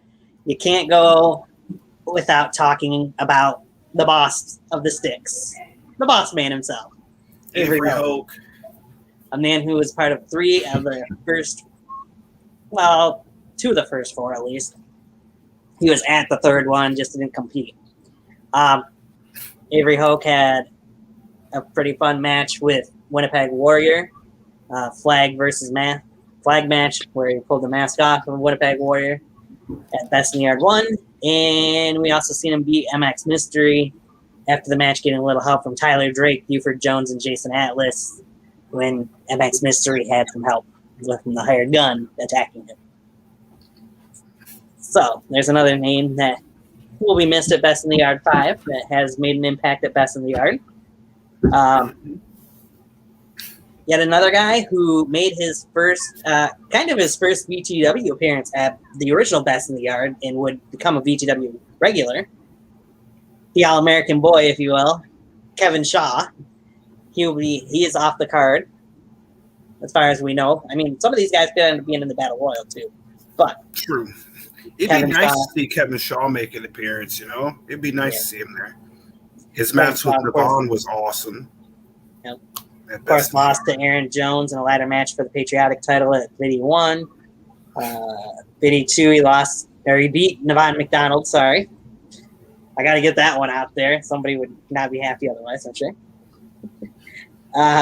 Biddy 3, where was Kevin? Kevin beat Victor Van Pelt with a little bit of help from Mama Mike and Daddy Buford. that had to have been a fun gimmick for Mike to pull. Mike was more than happy to do it from what he was saying. So, and then Biddy 4, Kevin, of course, was part of FTR as they beat KBW guys. Yeah. But that's definitely something that you have to I'll be remember. right back. Hold on. That was pretty fun to watch, seeing Mike dressed up in a dress and coming out there as Mama Shaw. Yeah, that was very funny, man. That really brought comedy to the was it Best in Art? Yeah, Best in Art 3. Yes, it was I'm Biddy 3. mistaken, Yeah. Mr. Awesome That was says, very funny. Mama Shaw in the Battle Royal would make my year. I think it'd make a lot of people's year. Yeah. The fact that Kevin Shaw's parents were Mama Shaw and Buford T. Jones, of all people. Yeah. Oh yeah. Damn, that was funny. Yeah, oh yeah, I forgot Buford was out there. Yeah, Yeah. shit. That was Buford was. hilarious. Another guy missing, of course, from this year's Biddy that, as far as we know, Dirty DeChico, who I think will be one of the biggest omissions from Best in the Yard. You had him beating Dante and Diablo, now known as, in the Trailer Park Brawl at 1. At 2, he got the loss. To Big Time Mike in the I Quit match. At 3, he lost, but did he really lose to Dustin Reagan? He got pinned by Dustin Reagan, but he was still the one that walked out, not Dustin. That was a very gruesome match, especially that spot with the board under the mat. Yeah, that's oh my god, I remember that match. Looked like it hurt like hell. Yeah, it does. But believe it or not, I think if I'm not mistaken, that's part of George South training. If I'm not mistaken, take a bump on that hard board. The Dustin went through. If I'm not mistaken, I think that's what he told me. Yeah, so he's used to that shit. Yeah. Still. And then, of course, Dirty beat Caleb Cross at Biddy 4. So 2-2 on the Best in the Yard program. Okay. Dante or Diablo, we only seen him at 2 Best in the Yards. He was as Dante losing that trailer park brawl, but then beat Lips in a casket match, the only casket match in Best in the Yard history at Biddy 2. Lips is quite a character. Man. He reminds me of that. You know that little red character from fucking Powerpuff Girl? That's what it reminds me of a lot. Yeah. But we got to mention one of the funny facts that has been brought up from Diablo in that casket match is Diablo fell asleep during that casket match as well. Yeah. Mr. Awesome does bring up my boy D'Lo, the president of Prime Time, won the Battle Royal the first time. #Gather. Oh, yeah. Appreciate you, Mr. Awesome. Appreciate it. You know, that was a very fun experience. Actually, a certain name recommended me for it to win that Battle Royal. You know, I was new to the game at that time, but I had fun. You know, I took a lot of spots. You know, Clunk, I took Clunk's finisher. That's quite a character I encountered too. I encountered that was a very fun character, and Lil Debbie too. Encountered him as well. So that was really fun. You gotta love Lil Debbie. You gotta love Lil Debbie. He took himself out of the match, though. That's the only problem with Little Debbie. Hey, that was the fun. That was the best spot of the whole world, the Battle Royal. That's true. That was the best spot. Very true. And since you mentioned him, Lips, of course, we miss him from this as well. He won the Freaks Night Ball Gauntlet match. He got lost to Diablo. I believe those were the only 2 times we've seen Lips at Best in the Yard. Mm-hmm. So, to mention them Freaks Night Ball, though, you had Kevin Chambers in there, that was his only appearance at Best in the Yard. Mephisto, Joe Cool. Oh, God. What? You would say that name. Oh, my goodness. Anonymous, Silencio, and Adnan were all part of that match. You got a problem with Joe Cool? Joe Cool? No, you said Mephisto. Aha, that's when you got a problem with. Gotcha. Yeah. You said Mephisto, man. Mephisto actually, I think, made one more. Because he was part of the Battle Royal, wasn't he? Yes, he was. Yeah, he was in there. He was in there. He ran for me, of course, but you know. Yeah, he got eliminated. Yeah. We won't be seeing Daisy, who made only one appearance, losing to Zach Daniels at the first biddy. Mm-hmm. And as of right now, we don't have Corey Graves on the card. So yeah.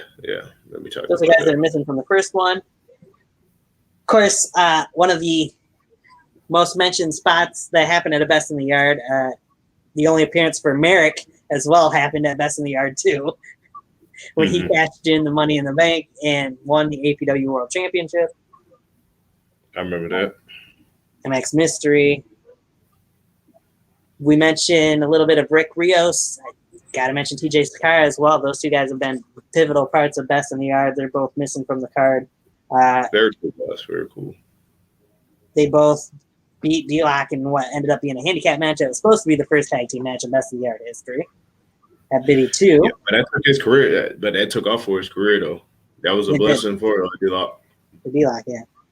TJ, of course, was lost to Aaron Jones in that triple threat elimination tables match at Biddy 3. We know what Ricky did, taking out Mike. Yeah.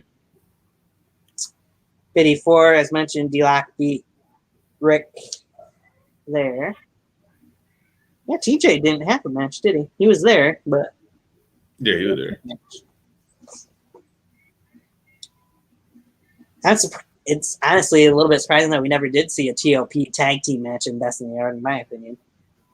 Obviously, we know that one was supposed to be, but at Biddy 2.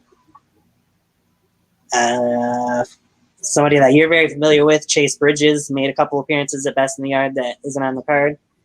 Losing to Zach Daniels at 2, losing to D-Lock at 3 in the triple threat match with Chase. I think it was Jackson Hendricks. Hendricks, yeah. Of course, injuries keeping him out of Actually, I do believe last I knew. Jordan Oliver made his only appearance at Best in the Yard 2 that we mentioned earlier tonight. Yeah, that Yes, crazy ass Mr. match with Static. Mr. Awesome mentions TJ killed Arnold, but we have reconstructed Arnold McDonald. Yeah, that's right. TJ Sakara did beat or have a match with Arnold McDonald at Video 4, just didn't make it to the footage got lost. Jason Walker's made an appearance, well, 2 appearances at Best in the Yard. Beat Tyler Storm at Biddy 2. Lost his streak in that triple threat elimination tables match at Biddy 3. Yeah. Not on the card currently.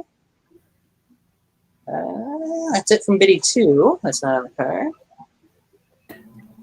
Let's see. Where'd this guy get the sunglasses from? Oh, wait, yeah. Sunglasses inside. Don't you know that's... Yeah. It's all the talent from Best in the Yard 5. It's really got. I gotta wear these. Right. Dark Side in the Battle Royal. Yeah, I kind of doubt that, but hey, who knows? Hey, I know one person that's definitely not winning the Battle Royal. Who's that? Corey Graves. Back on messing with Corey. Leave Corey alone. Okay. Yeah, really. Leave Corey alone.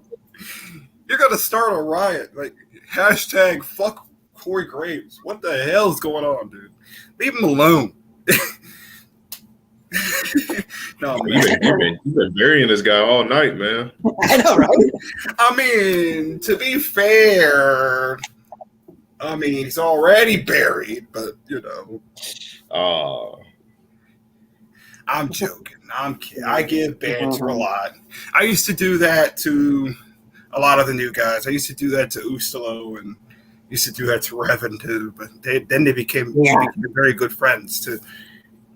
Proud to say, Revan is my best friend, and Ustalo too. I'm proud to say, yay!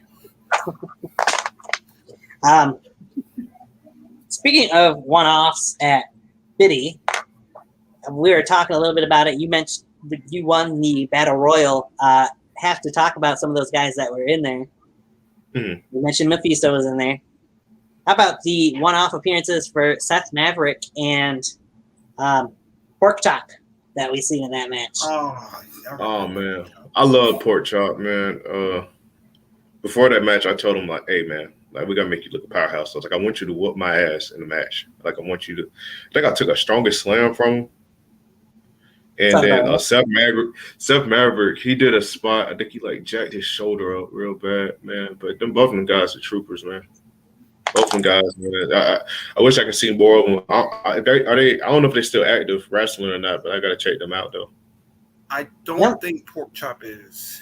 I don't think either one of them are, honestly. It seems like the company that they were working were doing closed shop about the same time Biddy 3 came out. Oh wow. Yeah. And it's crazy because that was at the same time that I wanted to get in because I wanted to build something with me, Mike, Cam, and Drew Hood.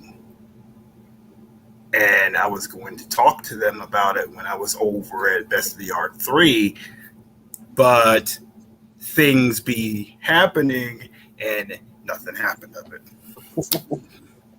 We also had in that Battle Royal NLBW star Shark Fighter was in that match. Wolf Stalo was in that match. Oh yeah. Wolf Stalo. Dagon Ra and Casey James. Character at the time, Clunk and Little Debbie. Oh, Clunk and Little Debbie. Oh, I miss those two. Like you missed it, you were away, but like D'Lo and I were saying, Little Debbie had the best spot during that match, even though he eliminated himself with it. So he had a couple good spots otherwise too in that match. I had a character that I was working on, but I stopped due to too much controversy with this character. I stopped him. My character was a comical character, but he was a gay character. And I create like Rico and stuff like that. I even had it where he would switch gears, like he would get serious. There's certain things that he would do, and his finisher was the controversial part. It was a long kiss goodnight, but he would kiss his opponent and kick them in the back of the head. Interesting. Yeah, but I haven't fully got the character down yet. That's why I stopped. And plus, you know, in this PC world, that kind of stuff won't fly. So I was like, forget that character. What promotion?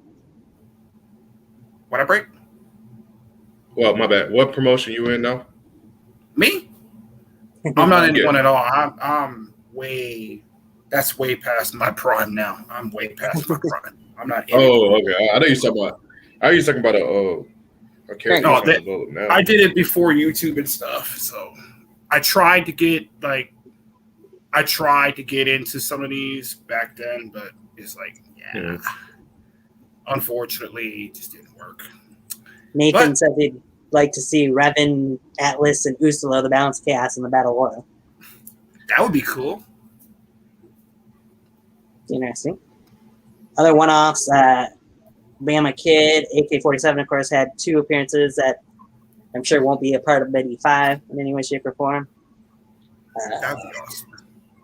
Jackson Hendricks, Evan Blake, and another guy that you're very familiar with there, D-Lo, or was familiar with, Jamal Payne, of course, had his only match at Biddy 3, losing to Evan Blake in a 15-minute Iron Man match. That was my dog right there, man. His match at Popular Demand was really good against Mike Levy. Jamal Payne now, of course. Jamal been putting in the work. Mr. Nice Guy. Ever since VTW had that. Ever since VTW had they shut down a couple years back, Jamal been putting in that work, man. I like the Mr. Nice Guy gimmick. He's still traveling around now, you know. So Jamal's a damn good competitor. Yeah. Of course, we had Biddy 3 and 4 appearances from Victor Van Pelt, who's not on the card, losing to Kevin Shaw, and then beating Ecstatic in a ladder match that we won't talk about. Of course, Cage not on the card, and Rick, as we mentioned. So, who's missing from Biddy 4? And Adam Anderson missing from Biddy 4. KC missing from there. Malachi Reimer. The Blaze. Let's see, who else? Caleb Cross, not on the card currently. These are all guys that could potentially be in the Battle Royal, for all we know. Matt Maverick will be in KO Mari's corner, it looks like, but not in a match. Brandon Costelli missing the show. Balance of Chaos and the Heretics all not on the show. All 3 members of the Balance of Chaos. Hellhound not part of it. That was part of Biddy 4. Yeah, and that's pretty much it. So. I've seen Hellhound a couple of times. Yes, I might not have mentioned it too much, but Mr. Awesome says, Man of War. Oh, man. Yeah, Dustin. Yes. Man, it'd be interesting to see if he does make an appearance at Biddy 5. It'd be interesting to see how he's going to bounce back after that loss at Popular Demand. Right. If he pull up, man, he cleared out. Yes. He did good. He'll definitely. If Dustin pulls up Biddy 5, he'll definitely clear house. Like, matter of fact, his theme song, man, like it's like, you know, like people have that respect for like the Undertaker's theme song, like that intimidating. Like that's how Dustin theme song is. It's very intimidating. Everybody's whole mood would just change, you know. Right. Because they already know, like his theme song says, he's going to tear it down. Correct. A lot of tearing.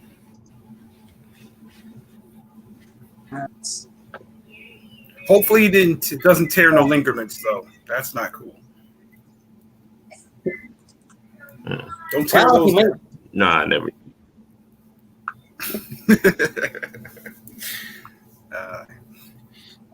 I try to. is there anybody specific that you guys are hoping that is not on the card that is part of that battle royal, if not somewhere else on the Clunk. card? Or Daisy. I want to see Daisy again. I wouldn't mind saying Clunk out there. I just needed his energy. His energy is contagious. One last time, please, just Clunk one last time, if not ever again. Give us a Biddy 5 Clunk. That would be interesting. Even if it's for like 2 seconds, I don't care. I'll just be happy. I'm going to say, match of the night, that battle royal, Clunk, unanimously. Enough said. So, Mr. Awesome says, if Casey Chambers makes his second appearance, D'Lo better connect some fists to that mouth for his words dating back to Mania 2018. I almost forgot about Casey Chambers. I mean, just briefly breaking that down, I have no ill will towards KC anymore. Never will have any more ill will about it. That situation is just something, you know, I moved past, and along with him as well. We cool now. It sucks. I miss Mania. I wish if I can go back in time, I would have showed up. I mean, it would have been nothing spectacular if I did though. But I would have just did my best. At that time, I was just, you know, not. At that time, I made a made a mistake. I owned up to it. I'm glad I'm cool. I'm glad Casey and I are cool on it. So, you know, just I moved past that. I look at it this way, right? At that, there a lot of people have done a lot of growing.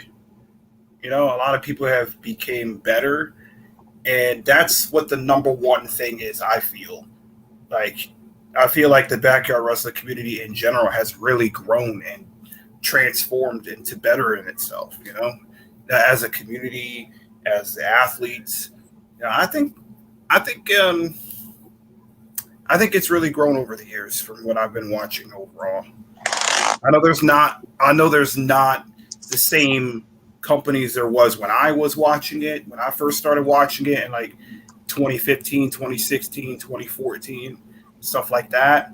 There's KBW anymore or BTW or UWE or anything like that. But it's really grown. I feel like it. I mean, DBW is still around. You know, we still got that, so that's good news. Oh yeah, yeah. I mean, be on the lookout for that DBW.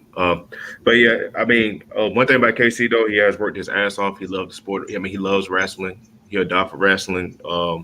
He's tearing it up in the indie scene, and I have nothing but praise for him. And I hope he, you know, one day I see him as well on AEW or WWE. You know, he's just doing this thing out there. So he has grown. He has grown a lot, and he's getting nothing but better and better. Very leaner. I ran into him at the gym plenty of times, so he's definitely a cool dude to watch out for.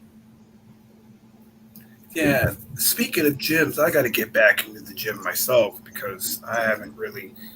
Not just the pandemic. The pandemic is one of the reasons why I haven't been going to the gym. But before the pandemic, I had actually just got lazy. I can't even think of another excuse. I just got lazy.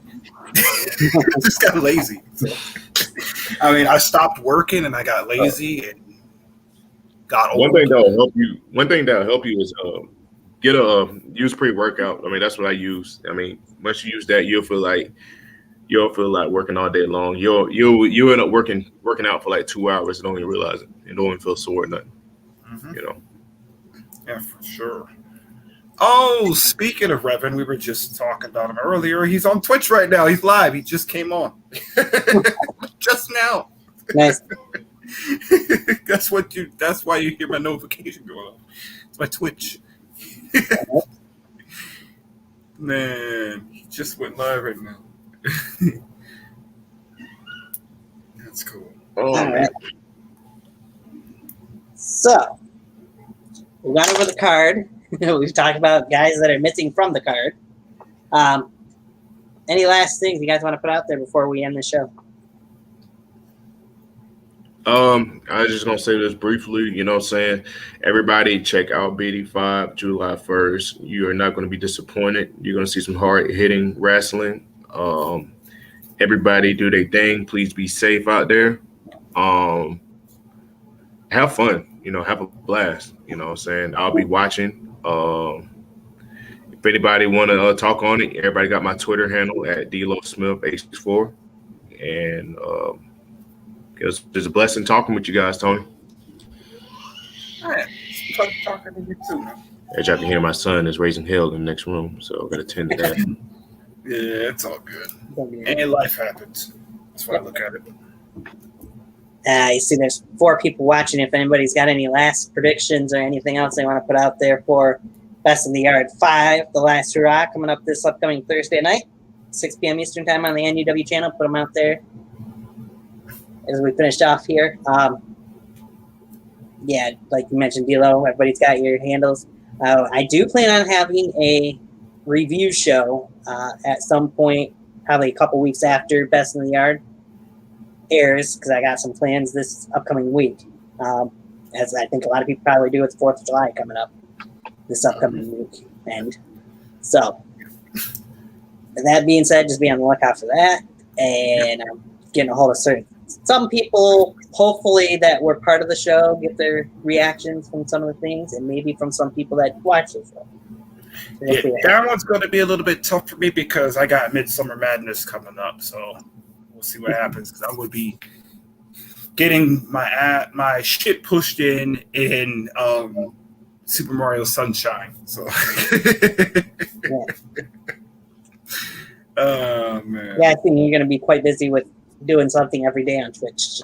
Yeah, I'm on Twitch. That's my main thing. So yeah, speaking of which, if you guys want to plug anything, go for it, because I'm going to be plugging some stuff here afterwards. Just my Twitch channel, twitch.tv twitch.tv/BustaBoy.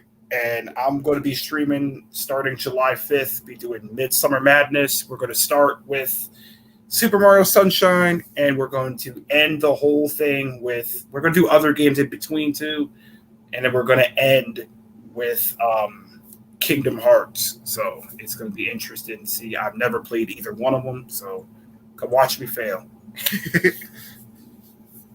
I'm at 630 followers, so we're on the road to 700. So it's insane. Can't wait. I can't believe I'm actually at 700 almost. It's crazy. Sorry. I got a little carried away with the plugin. Hey, I believe you got a new YouTube channel coming out shortly too. Oh, yeah. I do, yeah. It's not ready yet, but I'm going to have a new name and a whole new everything. It's called Gamer Kev, Gaymer Kev, because as you guys know, I've came out 2 years ago, so I'm a gamer because I like video games and I'm gay, so gamer. Gotcha. Mm-hmm. So a lot of people would think that don't know what that is. They think I'm making fun of it, but I'm like, nope, that's an actual terminology. Yep, I've heard of it before. Yep. So for me, Sleepy as hell. you got anything you want to plug? You want to order food? You want to order food? For me, as mentioned, the next show will be a What you want to order? review show for Best in the Yard. We'll see who I get for that. Yeah. What date I can't give you. Oh, well, in a second. When I get Yeah, on this shit. If you guys haven't been, make sure you're also going over to my other channel, not YouTube, but You got another channel? on Anchor.fm. Mm-hmm. Not on YouTube, but yes, I do. That's where you get most of Anchor.fm, the yeah. shows, which Yep. West Boy has been a part of. You can catch it on Anchor.fm or since I'm plugging it, I might as well plug every platform we can get it on. Let me see if I can find it here. Anchor.fm is the main channel, but it's available on 8 other platforms as well. You can hear myself and Busta Boy on some prediction shows. When it's not Busta Boy, I've got a friend, John, that joins me. Or H2, he joins in every once in a while as well. Which, by the way, H2, stop ducking me. Dude, So- I'm sorry that I You're haven't caught your live events, my dude. But stop it, H2, okay? Don't need to make me feel any more guilty than I already do. Not really. You can listen on Apple Podcasts, Breaker, Google Podcasts, Overcast, Pocket Casts, Radio Public, Spotify, and Anchor.fm. That's where you can find the other I need y'all Tiger to DM me those links so I can go ahead and because I'll fuck around and get lost trying to search for it. Don't worry, I have posted a few different times, but I'll send them right to you in your DM later. Oh, yeah. It's interesting. You posted on your Twitter account? Oh, I got a Twitter, yeah. At Busta Boy 46. Yep. and it was 40 something. Yep. So anybody that doesn't follow any of the three of us, make sure you follow us on Twitter too. Well, all right, brothers, I'm gonna go ahead and head out, man. I gotta sleep. We're getting it anyways. So you're All right, good. man. You have a good one, my Thanks for dude. joining us, Theo. It's Yeah, but nice I'm- doing the show with you, man. Yeah, it's like cutting up bad. It's like cutting up bad. My bad. Yeah, it's like it's cutting up my- bad on my end. I apologize. Yeah, it's my I was gonna say I hear Stupid it. wire. Because my wire is dumb. Oh, okay. All right, that's all good. Yeah, it's Yeah, because yeah. I'm getting a new one when I get paid, so it's all good. I got you. I got you. But Yeah. y'all, you guys have a good one, man. I'll see you guys later. All right. All right, Yeah. you too, man. All right. But yeah, those links I'll have posted on my Twitter account at Tiger Talks Rest, which hopefully I'll have everything all updated in the new intro and everything that I got somebody specific working on. One more plug though, besides the podcast. Pretty soon, like within the next month, more than likely, you guys will be seeing the first in quite a while episode of Tiger Talks Wrestling, where I'll be interviewing an actual BYW wrestler. Who that is, I'm not telling. It's a surprise for now. But trust me, it's somebody big in the community, and you guys will be happy to see it. You're no fun. And it's somebody that's never been on Tiger Talks Wrestling before. Well, that could be anyone. Not anyone. There's a lot of people that have been on here. I know, I'm playing. I'm messing. But yeah, that's Hey, Zach Daniels, we're looking at you. When you coming? When you coming, kid? When you coming? Mr. Awesome says surprise is hard ass Nick Cage. I win. Nick Gage. Sorry, I said Cage. Gage. But no, but sure. Maybe one day, who knows? But Mr. Awesome has an idea of who it is because he's my co-host for the most part. So with Biddy 5 coming and going, I was waiting for that to leave to get out before I went on with more guests. So that's in the art was the main focus. With that being said, once I get my audio to decide to work correctly, we will play a little outro here. An old outro, which needs to be fixed, but Updated. updated. Yes, that too. Hey, speaking of intros and outros, any movement from you on the one I talked to you about? Me? Yeah, Oh, for Anchor. yeah, I actually ended up getting wrapped up in life, actually. Okay.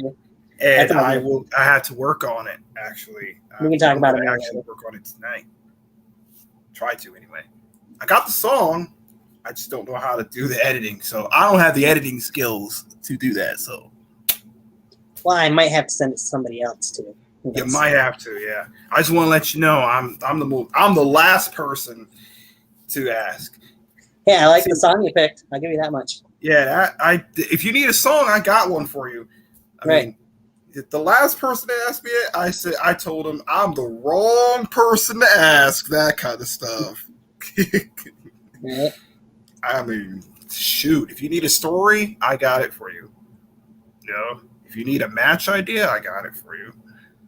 Well, if I actually had a wrestling promotion, I'd say yes to both of those. But as far as editing, I'm not really that great with it. Yeah. I could try though. No promise it's going to turn out good. We all good. I'm talking way too much. I'm shut up. You're fine. But anyway, thank you to D-Lo for coming on the show. Thank you to Busboy. Thank you to Nathan Wallace for being here throughout the whole show. Mr. Awesome, Aaron Jones, Yankee, sorry, not Yankee. We talked about Yankee.